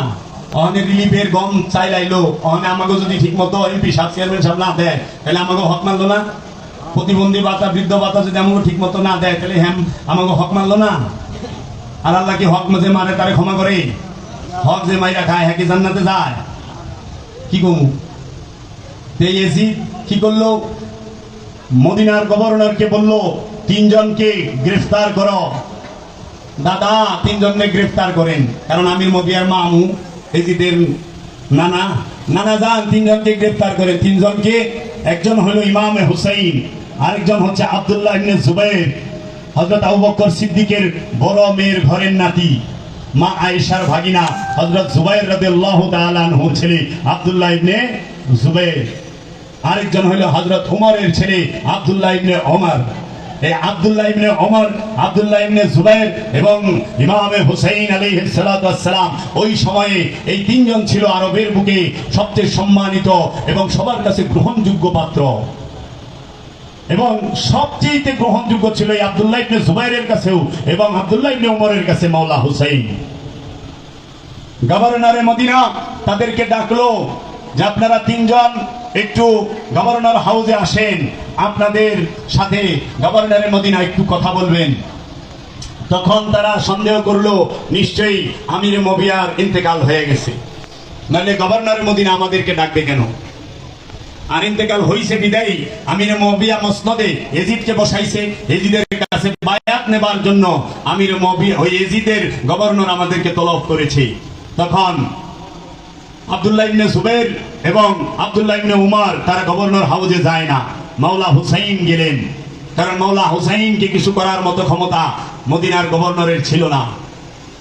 তখন মাওলা হুসাইন যখন গেছে তখন বলা হয়েছিল সীমানের পক্ষ থেকে মাওলা হুসাইনকে গ্রেফতার করো, এই সুযোগ আর পাইবা না, যদি বায়াত নেয় ছাড়বা, যদি না নেয় হিনেই শেষ দিয়ে দিবা। তখন এই ওয়ালিদ বিন উতবা বলছে না, এখানে এত বড় অঘটন ঘটন যাবো না, বিপ্লব ঘটবো, কারণ এটা মদিনা, নওয়াসায়ে রসুল, রসুলের আওলাদ, এখানে রসুলের আওলাদকে হত্যা করা যাবে না। তখন সে বলল যে এজিদের তরফ থেকে আমার কাছে চিঠি এসেছে, কাসেদ এসেছে। কাসেদ মানে পিয়ন, খুতুত মানে চিঠি, আরবিতে বলা হয় খুতুত আর পিয়নকে বলা হয় কাসেদ। এই খুতুত এসেছে এবং কাসেদ এসেছে, তিনি বলেছেন যদি এই তিনজন বায়াত নেয় তোমার হাতে, আমার তরফ হইতে তোমার কাছে বায়াত নেয়, তাইলে সারবান হলে তিনজনকে হত্যা করবা। তখন বলছে আমি এজিদের হাতে বায়াত নেব না। কেন? আল্লাহর হাবিবের রওজা মুবারক যেখানে মদিনা মুনাওয়ারা, আল্লাহর হাবিবের রওজাটা যে ঘরে যে স্থানে, এইটা হলো আল্লাহর হাবিবের হুজরা শরীফ, আল্লাহর হাবিবের শোবার ঘর, নবী রাসূল সাল্লাল্লাহু আলাইহি ওয়াসাল্লামের শোবার ঘর।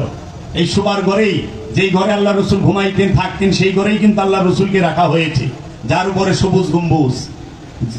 রসুলের আওলাদরা রসুলের সাথে শুইতে পারে নাই, কি কারণ জীবনে জিজ্ঞেসেন মুসলমানরা? একটু জানার চেষ্টা করবেন না? মহানবীর পাশে, মহানবীর একমাত্র কন্যা, মহানবীর ইন্তেকালের 6 মাস পরে ইন্তেকাল করলেন, মহানবীর কেমন না কেন মহানবীর রওজার পাশে জায়গা পাইল না? মা ফাতেমার রওজাটা কোথায় কেউ কইতে পারে না, অনুমানে বলে জান্নাতুল বাকিতে, এটা অনুমান, নির্দিষ্ট করে বলতে পারে না। কি কারণ ছিল যে মহানবীর পাশে মহানবীর মেয়েকে থাকতে দেওয়া হইল না? বাবা, প্রশ্ন আসে না? আপনার কবরের পাশে তো আপনার স্ত্রীকে দাফন করবো, আপনার কবরের পাশেই তো আপনার ছেলেকে মেয়েকে দাফন করবো, এইটাই তো নিয়ম। অনেক জায়গায় তো বাবার কবরেই সন্তানের ইন্তেকাল করলে রাখে, তাই না? তাহলে রসুলের বেটি, রসুলের কন্যা কেন রসুলের সাথে থাকতে পারলো না? শুধু কি তাই? মাওলা কারাম আলী কারামাল্লাহু ওয়াজহুর রওজা কেন ইরাকে হইল, কুফায় হইল, কেন মদিনায় হইল না? কারণ আল্লাহ রসুলের সাথে মোহব্বত কইরা মক্কা সাইরা তো মাওলা আলী আইছে নাকি? সব সাইরা আইছে না? আল্লাহর হাবিবের কাছে সবচেয়ে বেশি সোহবতে কে থাকছে এই জগতে? কে থাকছে? মাওলা আলী। কত বছর? 33 বছর। 33 বছর মাওলা আলী মহানবীর সাথে, মহানবীর সোহবতে থাকছে। 33 বছর মাওলা আলী মহানবীর সাথে সর্বসময় খানা খাইছে। 33 বছর মাওলা আলী মহানবীর সাথে ছায়ার মতো অনুসরণ করেছে। 33 বছর মহানবী মাওলা আলী মহানবীর সাথে থেকেছে। 33 বছরই যতটি যুদ্ধ হয়েছে সমস্ত যুদ্ধে মহানবীর সাথে মাওলা আলী ছিল, ছিল না? সবচেয়ে বড় সাহায্যকারী মহানবীর কে? মাওলা আলী। মহানবী যে নবী সর্বপ্রথম সাক্ষীকে দেয় মাওলা আলী। পুরুষদের মধ্যে সর্বপ্রথম মহানবীর উপরে ঈমান কে এনেছে? মাওলা আলী। আল্লাহর ঘরে কাবা শরীফের ভিতরে কার আবির্ভাব হয়েছে? মাওলা আলী। এই জগতের বুকে আল্লাহর হাবিবের জবান মুবারক, লালা মুবারক সর্বপ্রথম কে চুষে খেয়েছে? মাওলা আলী। সর্বপ্রথম যখন মহানবী তিনি বয়স কম, তখনই মাওলা আলী আল্লাহর হাবিবের লালা চুষে খেয়েছেন। বাবা, এটি কি মাওলা আলীর ফজিলত না? আল্লাহর হাবিবের বিছানায় কে শুয়েছেন? মাওলা আলী। আল্লাহর হাবিবের কাঁধে উঠে মূর্তি কে ভেঙেছেন? মাওলা আলী। আল্লাহর হাবিবের পতাকা কে বহন করেছেন?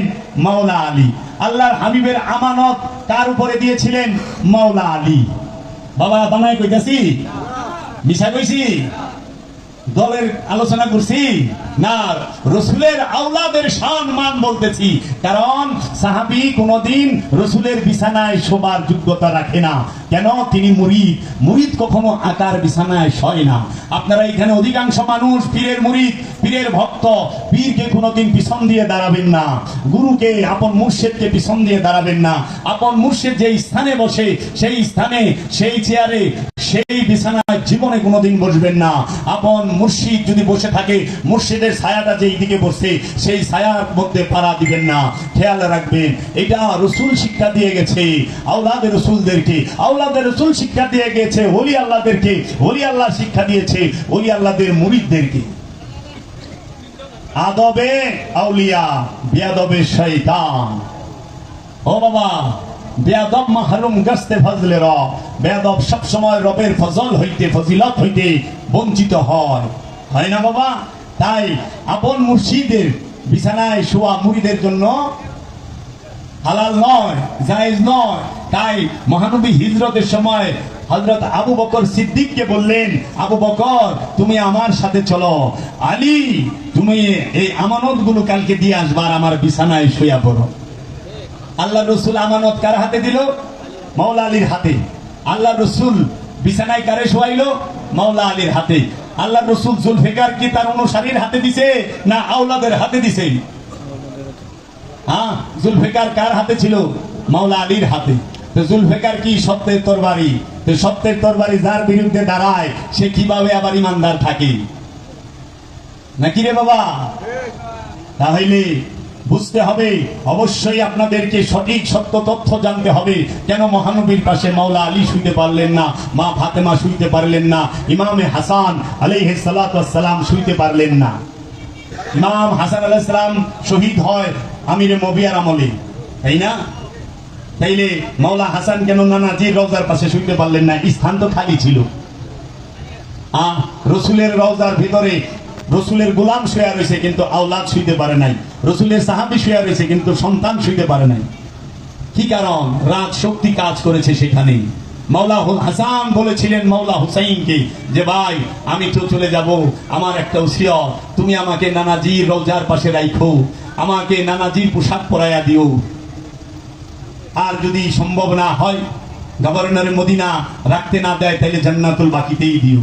যখন আল্লাহ রসুলের নাতি মাওলা হাসানকে রসুলের রওজার পাশে রাখতে গেছিল, তখন গভর্নর মদিনার পক্ষ থেকে তীরের বৃষ্টি হয়েছিল। সেই তীরের বৃষ্টিতে এই শরীরের যে লাশের কাফন রক্তাক্ত হইয়া রক্ত দিয়া ভইয়া গেছিল। এমন সময় হযরত ইমামে হুসাইন আলাইহিস সালাতু ওয়াস সালাম তিনি বলেছিলেন যে আমি কি এর প্রতিহত করব? তখন সমস্ত সাহাবায়ে কিরাম হাত জোড় করে বললেন, এখানে এটা না করাই ভালো। এই আপনি ইমাম হাসানকে এই জান্নাতুল বাকিতেই রাখেন। আবার সেই লাশ, দেহ মুবারকটা মাওলা হাসানের আবার বাড়িতে নিয়ে যাওয়া হয়। পৃথিবীতে কি এই ইতিহাস আছে যে একবার লাশ যদি কবরস্থানে নেওয়া হয়, কবরের সামনে নেওয়া হয়, সেই লাশ আবার ফিরত বাড়িতে আনে? কিন্তু মাওলা হাসানের বেলায় হয়েছে। কেন? ওই যে রক্ত দিয়া পোশাক মেখে গিয়েছিল, পোশাক ভিজে গিয়েছিল, ওই পোশাক পরিবর্তন করার জন্য, ওই পোশাকটা পরিবর্তন করার জন্য। তাই মাওলা হাসানের বোন, ইমাম মাওলা হাসানের যিনি একমাত্র বোন মা যায়নাব, তিনি বলেছিলেন তার যে একটি কালাম, কি আমিরে হাসান গরিবে হুসাইন। কেন আমিরে হাসান বলেছে? আমিরে হাসান এই জন্য বলেছে, ইন্তেকালের পরে, দেহত্যাগের পরে আমিরে হাসান দুইবার তিনি কাফনের কাপড় মানে শরীরে পোশাক পেয়েছে, আর গরিবে হুসাইন কারবালার ময়দানে একবারের তরেও শরীরের কাপড় পায় নাই। মাওলা হুসাইনের দেহ মুবারকের পোশাকগুলো এজিদের বাহিনী খুলে নিয়েছিল।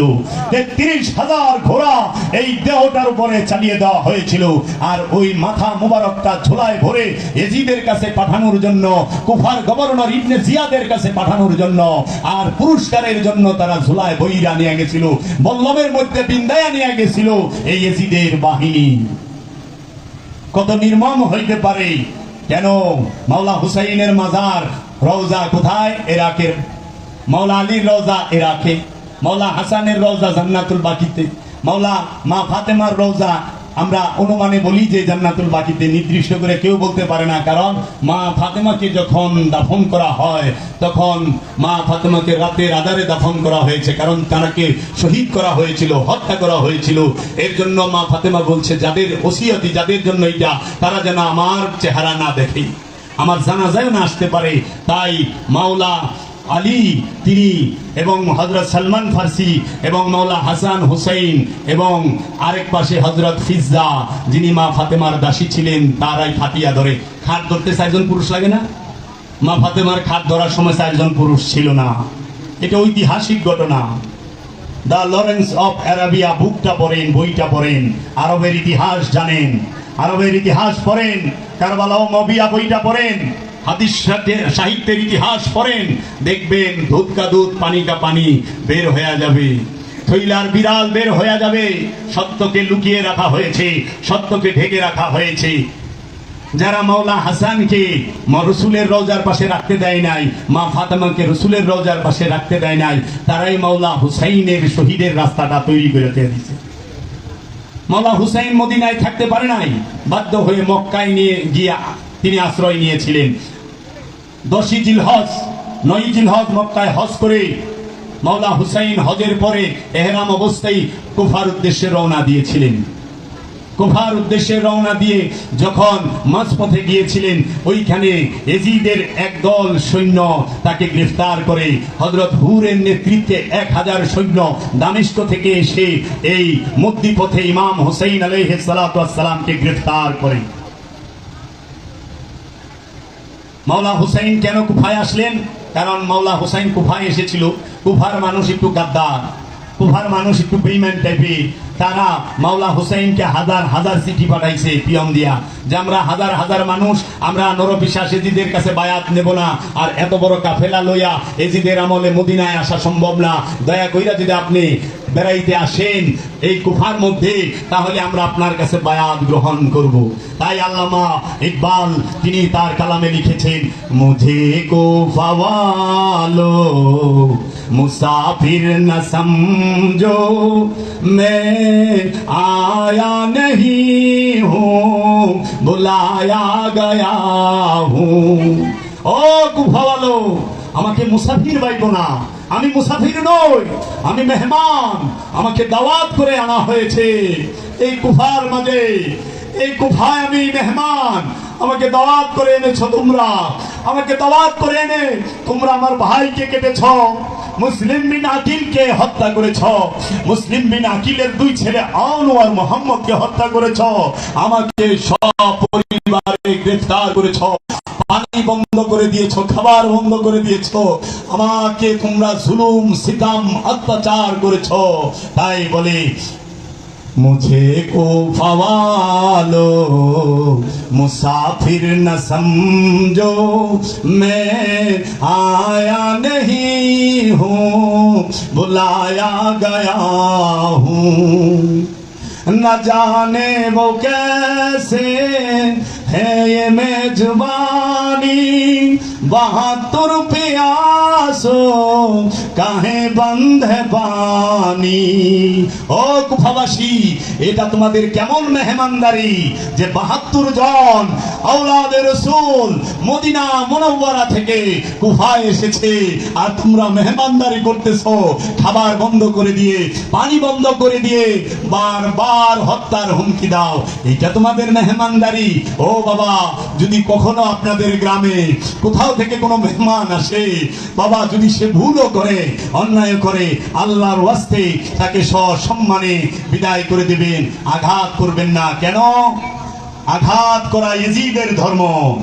আর সেবা করা মাওলা হুসাইনের ধর্ম, সবর করা মাওলা হুসাইনের ধর্ম। মেহমানকে না খাওয়ায় বিদায় করবেন না। এক গ্লাস পানি হইল মেহমানকে খাওয়ায় দিবেন, একটা খেজুর হইল মেহমানকে খাওয়ায় দিবেন। যদি পান্তা ভাত ঘরে থাকে, কাঁচা মরিচ পেঁয়াজ থাকে, লবণ দিয়া দিবেন। বাবা আমার ঘরে এই আছে, আমি এই দিয়া মেহমানদারি করব। কিন্তু মেহমানকে না খাওয়ায়া বিদায় করবেন না, মেহমানকে কষ্ট দিবেন না। 27 কষ্ট দিছে সৈন্য মাওলা হুসাইনকে গ্রেফতার করার জন্য এসেছে। তখন মাওলা হুসাইন হুরকে জিজ্ঞেস করলো, হুর তুমি কেন এসেছ? হুর বললেন, মাওলা হুসাইন আমি এসেছি এজিদের তরফ হইতে আপনাকে গ্রেফতার করার জন্য। কেন? আমার কি ভুল, আমার কি অপরাধ? আপনি এজিদের বিরুদ্ধে ষড়যন্ত্র করতেছেন, আপনি এজিদের বিরুদ্ধে, তার খেলাফতের বিরুদ্ধে জনগণকে উস্কানি দিচ্ছেন এবং আপনি রাষ্ট্রদ্রোহী কাজ করতেছেন। তখন বলছে এই অপবাদ মিথ্যা, এটা বানোয়াট, এই অপবাদ সত্য নয়। হে হুর তুমি দেখো, এখনো আমার কাছে হাজারের উপরে চিঠি আছে। এই দেখো, এই গতকালকে আমার কাছে কুফা থেকে চিঠি এসেছে যে আপনি আমাদের এখানে বেড়াইতে আসেন। হযরত হুরকে যখন তাঁবুর ভিতরে নিয়ে মাওলা হুসাইন শত শত চিঠি এই কুফাবাসীর দেখিয়েছেন, তখন হুরের ভুল ভাঙছে, মাওলা হুসাইন সম্পর্কে মিথ্যা অপবাদ দেওয়া হয়েছে, ষড়যন্ত্র করা হয়েছে। তখন তিনি আর মাওলা হুসাইনকে গ্রেফতার করলেন না, বললেন মাওলা আছে, তারা খবর দিবে হুর হুসাইনের প্রতি দুর্বল, হুরকে এখান থেকে সরায় দেন। এক কাজ করেন, আপনিও যাবেন কুফায়, আমরা ওই রাস্তায় যাবো গভর্নরের কুফা পর্যন্ত, তাহলে আপনি আমাদের সাথেই চলেন, আমরা আপনাকে সাথে করে নিয়ে যাই। বললে হ্যাঁ ঠিক আছে চলো যাই। যখন হুর মাওলা হুসাইনকে কুফার দিকে নিয়ে যায় 1000 সৈন্য সহ, কুফার এই কারবালার আগ মুহূর্তে দেখে যে ওইখানে আরেকজনের নেতৃত্বে এজিদ বাহিনী, এই 1000 আরেকজনের নেতৃত্বে সৈন্য আইসা পড়ে। সে আছিল ইবনে ওমর ইবনে সাদ, ওমর ইবনে সাদের নেতৃত্বে এবং সীমারের নেতৃত্বে 33,000 সৈন্য আইসা জমা হয়ে যায়। কোথায়? ফোরাতের কিনারে। মাওলা হুসাইনকে অবরোধ করা হয়। এই 7 তারিখ, আজকে এই রাতে মাওলা হুসাইন অবরুদ্ধ। এই 7 তারিখ অবরোধ হয়ে রয়েছে মাওলা হুসাইন কারবালার মধ্যে। মুসলমান কারবালার কথা শুনলে মুসলমানের হৃদয় কাঁদে না। মুসলমান কারবালা সম্পর্কে ভুল প্রচার করে, মিথ্যা প্রচার করে, বলে কারবালায় কিসের কাঁদবা? আরে কারবালার জন্য আল্লাহ রসুল কাঁদছে। মাওলা হুসাইনের লেগে রসুল কাঁদে নাই? দাড়ি রাখা সুন্নত মনে করলেন, দাড়ি রাখছেন। টুপি পরা সুন্নত মনে করলেন, টুপি পরলেন। জুব্বা পরা সুন্নত মনে করছেন, জুব্বা পরলেন। টাকনুর উপরে পায়জামা পরা সুন্নত মনে করলেন, টাকনুর উপরে পরেন। খাওয়ার পরে মিষ্টি খাওয়া সুন্নত, তাই বেলা খাওয়ার পরে মিষ্টি খাওয়া সুন্নত করলেন। হ্যাঁ, কিন্তু রসুল যে রসুলের আওলাদরে মহব্বত করছে, রসুলের আওলাদরে মহব্বত করা সুন্নত না? হ্যাঁ, রসুলের আওলাদে মহব্বত না করে রসুলের আওলাদের বিরুদ্ধে উল্টা পাল্টা কথা প্রচার করেন কেমনে? দাড়ি তো ঠিকই গ্রহণ করা পারছেন, রসুলের আওলাদরে গ্রহণ করতে পারলেন না, তাই না? কেন? পেট্রোডলারের কারণে। এই মাওলা হুসাইনকে অবরুদ্ধ করে বারবার বলা হচ্ছে, হে হুসাইন তুমি ওইভাবে আত্মসমর্পণ করো যেইভাবে তোমার পিতা আলী, তোমার নানা মোহাম্মদ, আমাদের পূর্বপুরুষদেরকে আত্মসমর্পণ করাই আছে।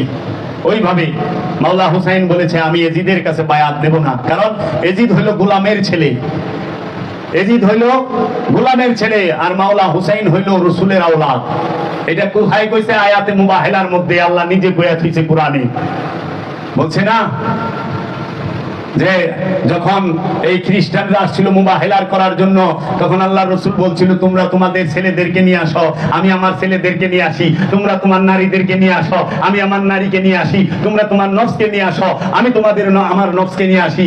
ওইখানে মহানবী মুহাম্মদ সাল্লাল্লাহু আলাইহি ওয়াসাল্লাম 4 জনকে নিয়ে গেছিল। একজন হইল মাওলা আলী, নফসের স্থানে মাওলা আলী, নেসার স্থানে মা ফাতেমা, আর আওলাদের স্থানে মাওলা হাসান, মাওলা হুসাইন। ওইখানে কোনো সাহাবাকে নিয়ে রসুল যায় না। তাই রসুলের নূরের আওলাদ, নূরে মোহাম্মদের আওলাদ কে? মাওলা হাসান, মাওলা হুসাইন। এর জন্য আমরা লেবাস মানি, নূর মানি না। ওই সময় এজিদরা লেবাস মানছে, নূর মানতে পারে নাই। রসুলের পোশাক নিছে কিন্তু রসুলের আওলাদকে গ্রহণ করতে পারে নাই। রসুলের আওলাদদেরকে একে একে নির্মম ভাবে শহীদ করে পরে রসুলের কন্যাদেরকে বাজারে বাজারে ঘুরায়। কুফায় বাজারে ঘুরাইছে, দামেস্কের বাজারে ঘুরাইছে। মাওলা হুসাইনের মাথা মুবারক কেটে বল্লমের মধ্যে বিন্দায়া কারবালা থেকে একদম দামেস্ক পর্যন্ত নিছে। কারবালা থেকে কুফা, কুফা থেকে দামেস্ক। ওই ইতিহাস বলতেই পারি না, বুক ফাইটা যায়। কত নির্মমতার, কত নির্দয়তা তাদের। একে একে মাওলা হুসাইনের সামনে মাওলা হুসাইনের জোয়ান ছেলে 19 বছরের ইমাম আলী আকবরকে শহীদ করা হয়। ও বাবা, আপনার চোখের সামনে যদি আপনার ছেলেকে কুবায়া কাটা হয়, আপনি সহ্য করতে পারবেন? কে পারবে জগতে? কোন মা বোন পারবে? মহরম মাসে আনন্দ করেন, মহরম মাসে ফুর্তি করেন না বাবা। রসুল প্রেমিকরা মহরম মাসে আনন্দ ফুর্তি করে না, বিবাহের আনন্দ করে না। কারণ মহরম মাস আলে রসুল প্রেমিকদের জন্য শোকের মাস, দুঃখের মাস। কারণ দিনকে কেটে ফেলা হয়েছে, দিনকে কাটা হয়েছে। ফজিলত দিয়ে কি করবেন যদি রসুলের প্রতি মহব্বত না থাকে? ফজিলত দিয়ে কেউ জান্নাতে যাইব না, রসুলের মহব্বত দিয়ে জান্নাতে যাইতে হবে। রসুলের মহব্বতের অপর নামই ঈমান। মাওলা হুসাইনের ছোট ছেলে ইমাম আলী আসগর, তিনি শাহাদাত বরণ করেন সবার শেষে সমস্ত আওলাদদের মধ্যে। প্রথম শহীদটাই হয় কারবালার জন্য মুসলিম বিন আকিল, মাওলা হুসাইনের চাচতো ভাই। মুসলিম বিন আকিলের 2 ছেলে আনু মোহাম্মদ। তারপরে শহীদ হয় ইমাম হুসাইন আলাইহিস সালামের বড় ছেলে না মেজু ছেলে, বড় ছেলের নাম ইমাম জয়নুল আবেদিন। তিনি অসুস্থ বিদায় তিনি কারবালায় যুদ্ধে ওইখানে যান নাই। তিনি ওইখানে জ্বর ছিল তার, তিনি তাঁবুতেই ছিলেন।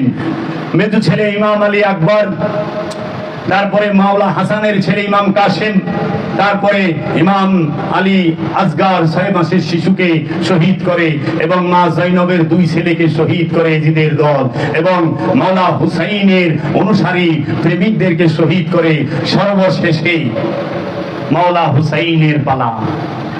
মাওলা হুসাইনের ভাই, মাওলা হুসাইনের আলমদার ইমাম আব্বাস আলাইহিস সালাতু ওয়াস সালামকে নির্মম ভাবে হাত পা কেটে, ঠোঁট কেটে, তীরে ঝাঁঝরা কইরা দেয় বুক, তাকে শহীদ করে। লাস্টে একদম শেষে পানি বন্ধ, পানির জন্য জিহ্বা শুকায় গেছে। মা রুবা, মা উম্মে লাইলা, তাহারা বিবি সখিনার মুখে জবান ঢুকায় দিছে। মা পিপাসা, বুক ফাইটা যায়। জবানটা চুষো, অন্তত কিছুটা হইলেও তুমি পিপাসা মিটাইতে পারবে। জবানও তো শুকায় রয়েছে পিপাসা, পানি পানি করতেছে। চাচার কাছে যায়, বলছে চাচা যান, আমি আর সইতে পারতেছি না। 6 বছরের বিবি সখিনা ইমাম আব্বাসকে বলেছেন আমাকে একটু পানি দাও। বলছে আমি নিয়ে আসতেছি। ফোরাদে গিয়েছেন ইমামে আব্বাস, যা যখন মশক বলছে ইবনে জিয়াদ এবং শিমার বলে আব্বাসকে ঠেকাও, পানি জানিয়ে জিদের হুসাইনের তাবুতে না যায়। যাও। হাজার হাজার সৈন্য মাওলা আব্বাসের উপরে হায়নার মতো ঝাঁপিয়ে পড়ে। মাওলা আব্বাসের ডাইন হাত কূপ দিয়া কেটে ফেলে। ডাইন হাতে তরবারি ছিল, বাম হাতে মুশক, পানির ওই মুশক ছিল। তখন হাত দিয়া, বাম হাত দিয়া তরবারি ধরে, মুখ দিয়া মুশক ধরে, এই বাম হাতও কেটে ফেলে। তখন দৌড় দিছিল মুশকটা মুখে বাজায়া, ডাইন পাউটা কূপ দিয়া কাটে। শেষরাইতে শেষরাইতে বাম পা দিয়া তাবুর দিকে যাইতে চায়, বাম পাটাও কূপ দিয়া কাটে। তারপরেও মুশক ছাড়ে নাই। তখন মুখটার মধ্যে কূপ দেয়, এই নাকের মাথা আর ঠোঁট সহ কেটে যায়, মুশক পড়ে যায়।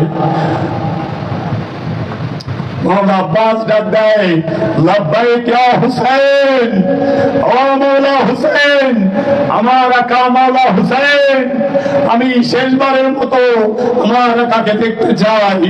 মাওলা হুসাইন তিনি আব্বাস আলমদারের সামনে এসে জোড়া দিয়ে বলে, আব্বাস আমার ভাই, তুমি একবারের করে আমাকে বলো হুসাইন তুমি আমার ভাই। বলে না মাওলা হুসাইন, আপনি আমার আকা, আপনি আমার মুর্শিদ, আপনি আমার ইমাম, আপনি আমার আকা। আমি আপনাকে দেখতে দেখতে আমার এই জীবনকে উৎসর্গ করে গেলাম আপনার কদমে।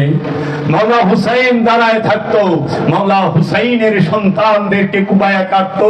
কল্যাণে যেদের বাহিনী হাত পায়ের টুকরোগুলো টুকিয়ে এই টুকায় আইনা তাবুতে জমা করার লেগে মাওলা হুসাইন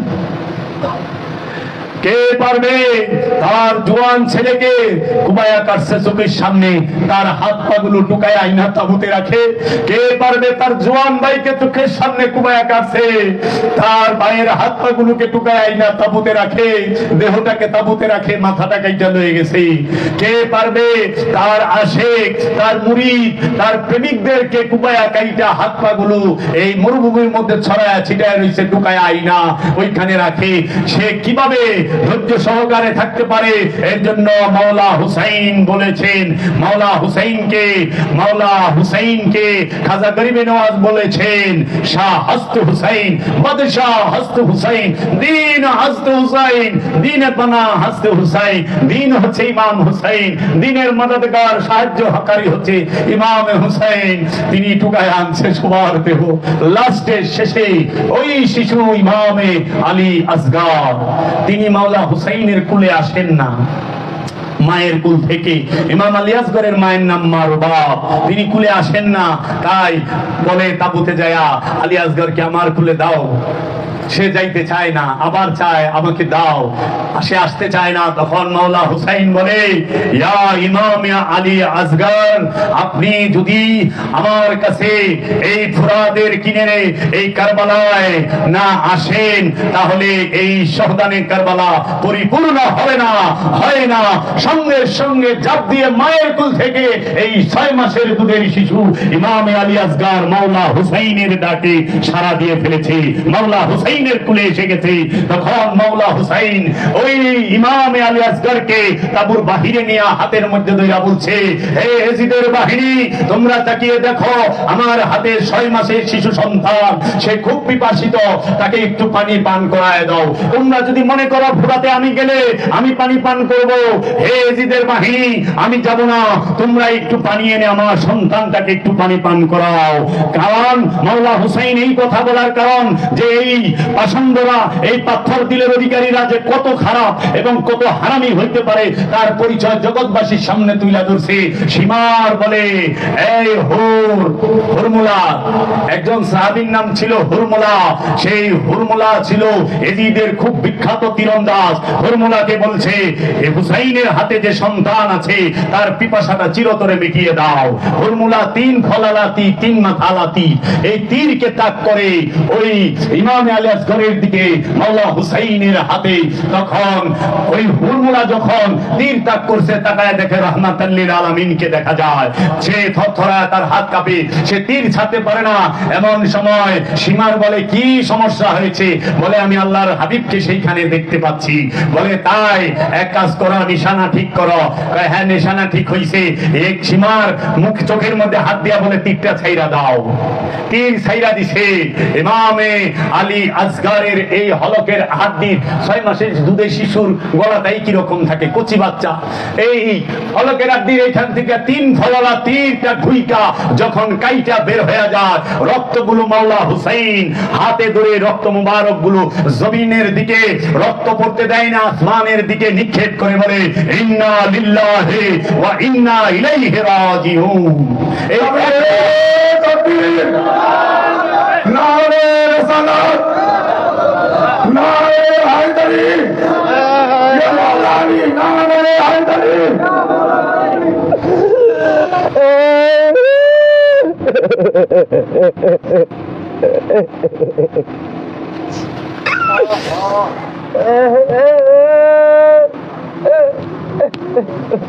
একটি মাত্র বার মাওলা হুসাইন বলেছে, ইন্না লিল্লাহি ওয়া ইন্না ইলাইহি রাজিউন।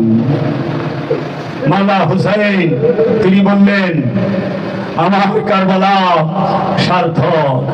শেষ মুহূর্তে মাওলা হুসাইন এজিদের বাহিনীর দিকে দুলদুলের পিঠে সওয়ার হয়ে গেলেন। এখন শাহাদাতের পালা মাওলা হুসাইনের। মাওলা হুসাইন বললেন, আমি এজিদের বাহিনীর সামনে মাওলা হুসাইন গেলেন, গিয়ে তিনটি প্রশ্ন করেছিলেন এজিদের বাহিনীকে। হাল মিন নাসিরিন ইয়ানসুরুনা, এই এজিদের বাহিনী তোমাদের মাঝে কি এমন কেউ নাই এই আল্লাহর জমিনের নিচে, আল্লাহর জমিনের উপরে আসমানের নিচে আমি ইমাম হুসাইনকে সাহায্য করতে পারে? একজনও কোনো সারা শব্দ না, পাথরের মতো দাঁড়ায় রইল। তারপর আল্লাহর হাবিবের দৌহিত্র মাওলা হুসাইন বলল, হে এজিদের বাহিনী তোমাদের মাঝে কি একজন আমার নানাজির উম্মত নাই যে আমি ইমাম হুসাইনকে সাহায্য করতে পারে? কেউ সারা শব্দ দিল না।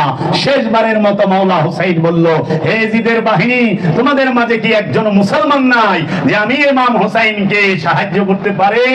কেউ সারা শব্দ দিল না। মাত্র 33 জন হযরত হুর, যিনি প্রথম মাওলা হুসাইনকে গ্রেফতার করেছিলেন, সেই হুর আর হুরের ছেলে সহ 33 জন এখান থেকে বাইরে যায়। তারাও শহীদ হয় কারবালায় মাওলা হুসাইনের জন্য। তখন এজিদ বাহিনীর দিকে মাওলা হুসাইন এই কথা বলে প্রমাণ করে দিলেন, মাওলা হুসাইনকে সাহায্যকারী এজিদের এখানে নাই, নবীজির উম্মত এজিদের এখানে নাই, কোন মুসলমান এজিদের এখানে নাই। আছে কারা? নরপিশাচেরা, মুনাফিকেরা, এই ক্ষমতালোভীরা। তখন মাওলা হুসাইনকে শাহাদাত করার পরে কি হয়? মাওলা হুসাইন দেখিয়ে দিলেন, তোমরা রক্ত চাও, আলে রসুলের রক্ত চাও, রসুলের প্রেমিকদের, চলো আমি তোমাদেরকে হুরকে দিলাম, চলো হুরের রক্ত নিয়ে তোমরা শান্ত হও, তোমরা আমার দিকে হাত বাড়াও না, দাঁড়াও আমি তোমাদেরকে হাবিব বিন মাজাহিরকে দিলাম। হাবিব বিন মাজাহির আমার বন্ধু, আমার আশেক, তার রক্ত নিয়ে তোমরা শান্ত হও, তোমরা আমার দিকে হাত বাড়াও না, কারণ হাবিব বিন মাজাহিরকে হত্যা করলে তুমি হবা আশেকের হত্যাকারী, প্রেমিকের হত্যাকারী, ইমানদারের হত্যাকারী, মুমিনের হত্যাকারী। যাও, এরপরও শান্ত হও নাই। তুমি যদি রক্ত চাও আমি তোমাকে ইমাম আলী আকবর দিলাম, ইমাম আলী আকবরের রক্ত নিয়ে তোমরা শান্ত হও, কারণ ইমাম আলী আকবর তিনি হচ্ছেন ইমাম, ইমামের রক্ত নিয়েও যদি তোমরা শান্ত হও আমি ইমাম হুসাইন আল্লাহর দরবারে মাগফিরাত করাইতে পারুম, ক্ষমা করাইতে পারুম। তোমরা কি করো, যদি আরো রক্ত প্রয়োজন হয় ইমাম আলী আসগরের রক্ত নাও, ইমাম কাসেমের রক্ত নাও, তোমরা আমার বংশের রক্ত নাও, তাও আমি তোমাদেরকে ক্ষমা করাইতে পারুম। খবরদার আমার দিকে হাত বাড়ায় না, কারণ ইমামদেরকে তোমরা হত্যা করেছ, তোমরা ইমামদের হত্যাকারী হয়েছ, তোমরা মুমিনদের হত্যাকারী হয়েছ। কিন্তু তোমরা জানো না, তোমরা যদি ইমাম হুসাইনকে হত্যা করো তোমরা আর ইমামের হত্যাকারী হবে না, তোমরা আর মুমিনের হত্যাকারী হবে না, তোমরা হবে দ্বীনের হত্যাকারী। তোমরা দ্বীনের দিকে হাত বাড়ায় না, কারণ দ্বীনের হত্যাকারীর কোনো ক্ষমা নাই, ক্ষমা হয় না। দ্বীনের হত্যাকারীকে ক্ষমা করাইতে পারবে এই জগতে কোনো লোক নাই।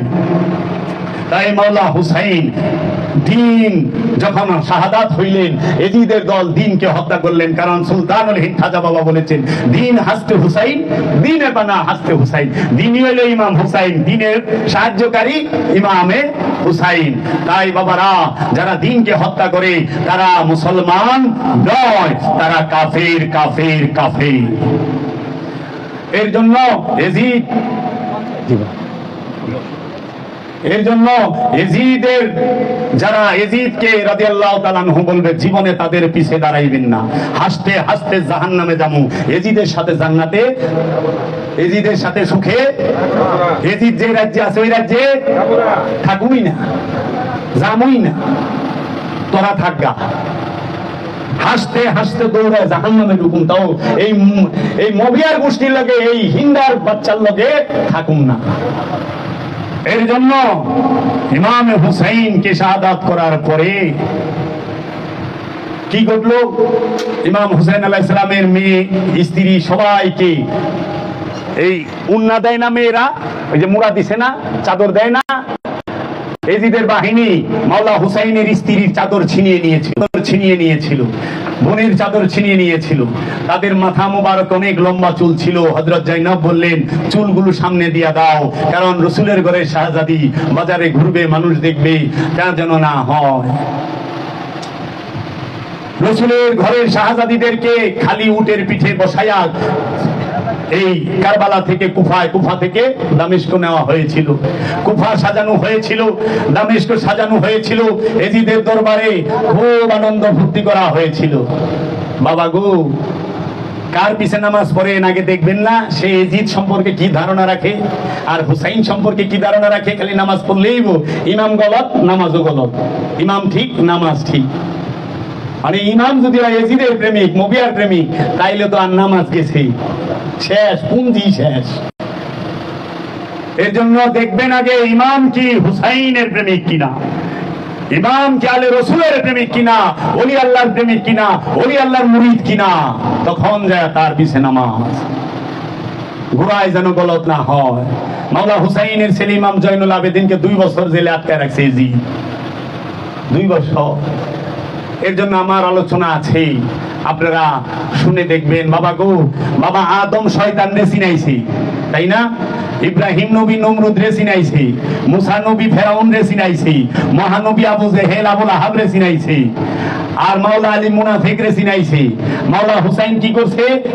দেখাই দিছে কলমা পইরাও যে নবীর আওলাদ রে কুবায় কাটন যায়, এইটারে দেখাই দিছে। আরে কলমাও পড়ে নবীর হাতে মুরিদ হয়, আবার নবীর আওলাদ রে কুবায়ও কাটে।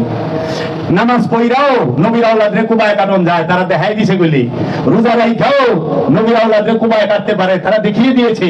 হজ করে নবীর আওলাদ রে কুবায় কাটন যায়, দেখাই দিছে। জিকির কইরাও নবীর আওলাদ রে কুবায় কাটন যায়, দেখাই দিছে। আযান দিয়েও নবীর আওলাদ রে কুবায় কাটন যায়, দেখাই দিছে। রুকু কইরা সিজদা কইরাও আল্লাহর নবীর আওলাদ রে কুবায় কাটন যায়, এই ইয়াজিদের বাহিনী দেখাই দিছে। দেখাই দেয় নাই? পাঞ্জাবি পাগড়ি টুপি দাড়ি রাইখাও আল্লাহর রাসূলের আওলাদদেরকে কুবায় কাটন যায়, দেখাই দিছে না? তাইলে এই দাড়ি টুপি জুব্বা পইরা যখন আল্লাহর ওলি গো দরবারে আক্রমণ করে, তারা কারা? কারবালায় ও ইয়েজিদের 33,000-এর প্রেতাত্মা, ওই নফসটা ধ্বংস হয় নাই, দেহ হোসেন ধ্বংস হয়েছে। এর জন্য ওলিকে ভালোবাসবেন, রসুলকে ভালোবাসবেন, রসুলের আওলাদদেরকে ভালোবাসবেন। যেখানে রাহমাতাল লিল আলামিন আছে আমরাও সেখানে আছি, যেখানে মাওলা আলী আছে আমরাও সেখানে আছি, যেখানে মাওলা হুসাইন আছে আমরাও সেখানে আছি। বাবা, আমি আপনাদেরকে অনেক কষ্ট দিলাম, আপনারা আমারে ক্ষমা করবেন। মুহররম মাস শহদানে কারবালাকে স্মরণ করাই আমাদের জন্য এই মাসে কর্তব্য।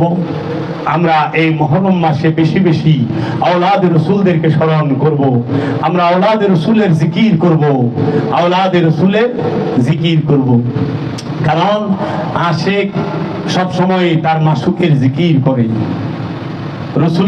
রসুলের অপর নামই ঈমান, রসুলকে ভালোবাসার, রসুলের প্রেমিকের অপর নামই হলো ঈমানদার। আগে ঈমান তাজা করেন, পরে আমল করেন। ঈমানে মরা, আমল করলে কি মির্জাফরের মতো নামাজ পড়া কপালে দাগ ফালাই দিছে, কিন্তু ব্রিটিশের লগে বন্ধুত্ব কইরা 200 বছর সারা জাতির এই গোলামি খাটাইছে, তাই না? খন্দকার মুশতাক বঙ্গবন্ধুর পিতা মারা যাওয়ার পরে সপড়া কাঁদছে মাটিতে গড়াইয়া। বঙ্গবন্ধু দেখা আশ্চর্য হয়েছে, ঘটনা কি? বাপ মোর্শা আমার ও এত শিখের পারে খায়। বঙ্গবন্ধুরে শহীদ করার লেগা, হত্যা করার লেগা ফজরের অনুষ্ঠান গান লেখা আয়া করছে। কারণ সন্ধ্যার সময় হাঁসের মাংসতে মুড়ি খায়া গেছে ধানমন্ডির 32 নম্বর বাচ্চা, হ্যাঁ, আর ফজরের অনুষ্ঠান গান লে আয়া করছে। এই জন্য মুনাফিক কইলে সবচেয়ে কাছে থাকে, আবার প্রেমিকও কাছে থাকে। অতি কাছের লোক ছাড়া ক্ষতি করা যায় না। তাই মাওলা আলীকে যে শহীদ করেছেন এই কি আব্দুর রহমান ইবনে মুলজিম, সে মাওলা আলীর পাও টিপত। মাওলা আলীর লেগা উপহার হিসেবে একটা তরোয়াল কিনে আনছিল। মাওলা আলী কইছে, এটা আব্দুর রহমান তোমার কাছে রাখো, তোমার এটা কামে লাগবো, কারণ তুমি এইটা দিয়ে আমার আঘাত করবা। কোন কি দয়াল, তুমি আমার আঘাত করবা, ঠিকই তো করছি। এর জন্য যারা দেখবেন বেশি লেবাসি, এর ভিতরে দেখবেন যে এই প্রেমটা কম, বুঝছেন? বদনামি ইশক মে ইজ্জত হ্যায়, রসওয়ায়ে সিনা, রসওয়ায়ে নিশানে সিয়াদত হ্যায়। প্রেমের কলঙ্কে ইজ্জত আছে, আর অহংকারের পতাকা তলে ধ্বংস লুকাইয়া থাকে। काफिर आशिक हूं मैं, बंदा इस्लाम ना हूं। बुत परस्ती मेरी जिंदगी है, बुत परस्ती मेरी बंदगी है, बुत परस्ती मेरी दिलदारी भी है। আমি প্রেমের কাফের, ইসলামের বান্দা নই। পীর পূজায় আমার ইবাদত, পীর পূজায় আমার বন্দেগী, পীর পূজাতে আমি উৎসর্গ করেছি আমার জীবন। কে বলেছে জানেন? বাবা আমির খসরু নিজামউদ্দিন আউলিয়ার খলিফা। বুঝছেন বাবা? তো কাজেই প্রেমের কোনো ধর্ম নাই, কিন্তু সকল ধর্মে প্রেম আছে। প্রেম নিজেই ধর্ম। সুফির কোনো জাত নাই। সুফি সার্বজনীন, আল্লাহর ওলি সার্বজনীন। যার জাত আছে সে আল্লাহর ওলি না, সে মৌলভী সাহেব, মৌলানা সাহেব ওলি না। কারণ ওলির কাছে সবাই হেদায়েতের জন্য আসবে, আর মৌলভী মৌলানা সাহেবদের কাছে মানুষ মশলার লেগে যাইব। কোন মশালায় কি, হ্যাঁ, নাকে পানি কয়বার দিমু, মুখে কুলি কয়বার করুম, কানে পানি কেমনে দিমু, হ্যাঁ, পায়জামা কেমনে পরুম, পাঞ্জাবি কেমনে পরুম, এইগুলা মাসলা শিখবি। আর অলির কাছে যায়া নষ্টিকে খান্নাস তারাইব। এর জন্য অলির কাছে বায়াত হইতে হবে, অলির কাছে আত্মসমর্পণ করতে হবে। কারণ অলি আলীর বংশ, আলী আলী করতে করতে ওলি বন জাতি হ্যায়। কারণ অলি আলীর ঘরে থেকে আহে। হ্যাঁ, আলী মাওলাকে, হাসান মাওলাকে, হুসাইন মাওলাকে। খাজা গরিবে নওয়াজের বাবার নাম হুসাইন, খাজা গরিবে নওয়াজের দাদার নাম মাওলা আলী, গাউসে পাক আব্দুল কাদের জিলানীর বাবার নাম মাওলা হাসান, মাওলা হুসাইন, দাদার নাম মাওলা আলী। বাহাউদ্দিন নকশবন্দের বাবার নাম, দাদার নাম মাওলা হুসাইন, মাওলা আলী। মুজাদ্দিদ আল ফেসানির দাদার নাম, বাবার নাম মাওলা আলী, মাওলা হাসান, মাওলা হুসাইন। বাবা সুরেশ্বরী বাপ দাদার নাম মাওলা আলী, মাওলা হাসান, মাওলা হুসাইন। গৌসুল আজম বাবা ভান্ডারীর বাপ দাদার নাম মাওলা হুসাইন, মাওলা আলী করমাল্লাহু ওয়াজহু। মাওলা হুসাইন, মাওলা হাসানের বাবার নাম সরকারে দু আলম, নূরে মুজাসসাম, সৈয়দাতুল আম্বিয়া, খাতামান নবী মুহাম্মদ সাল্লাল্লাহু আলাইহি ওয়াসাল্লাম। তাই সেজদা করবেন, শয়তান যে জায়গায় সেজদা করে নাই সেই জায়গায়। শয়তান যেখানে যেখানে সেজদা করছে ওই জায়গায় সেজদাই দিয়েন না, বুঝছেন? শয়তান যেখানে সেজদা করেন নাই ওখানে সেজদা করলেই আল্লাহ পাইবে। তাই বাবা লালন সাইজি বলেছেন, সেজদা কইরো সেই জায়গায়, মকরুম করে নাই যেই জায়গায়। আমি যদি কোনো কথার দ্বারা কাউকে কষ্ট দিয়া থাকি, আন্তরিক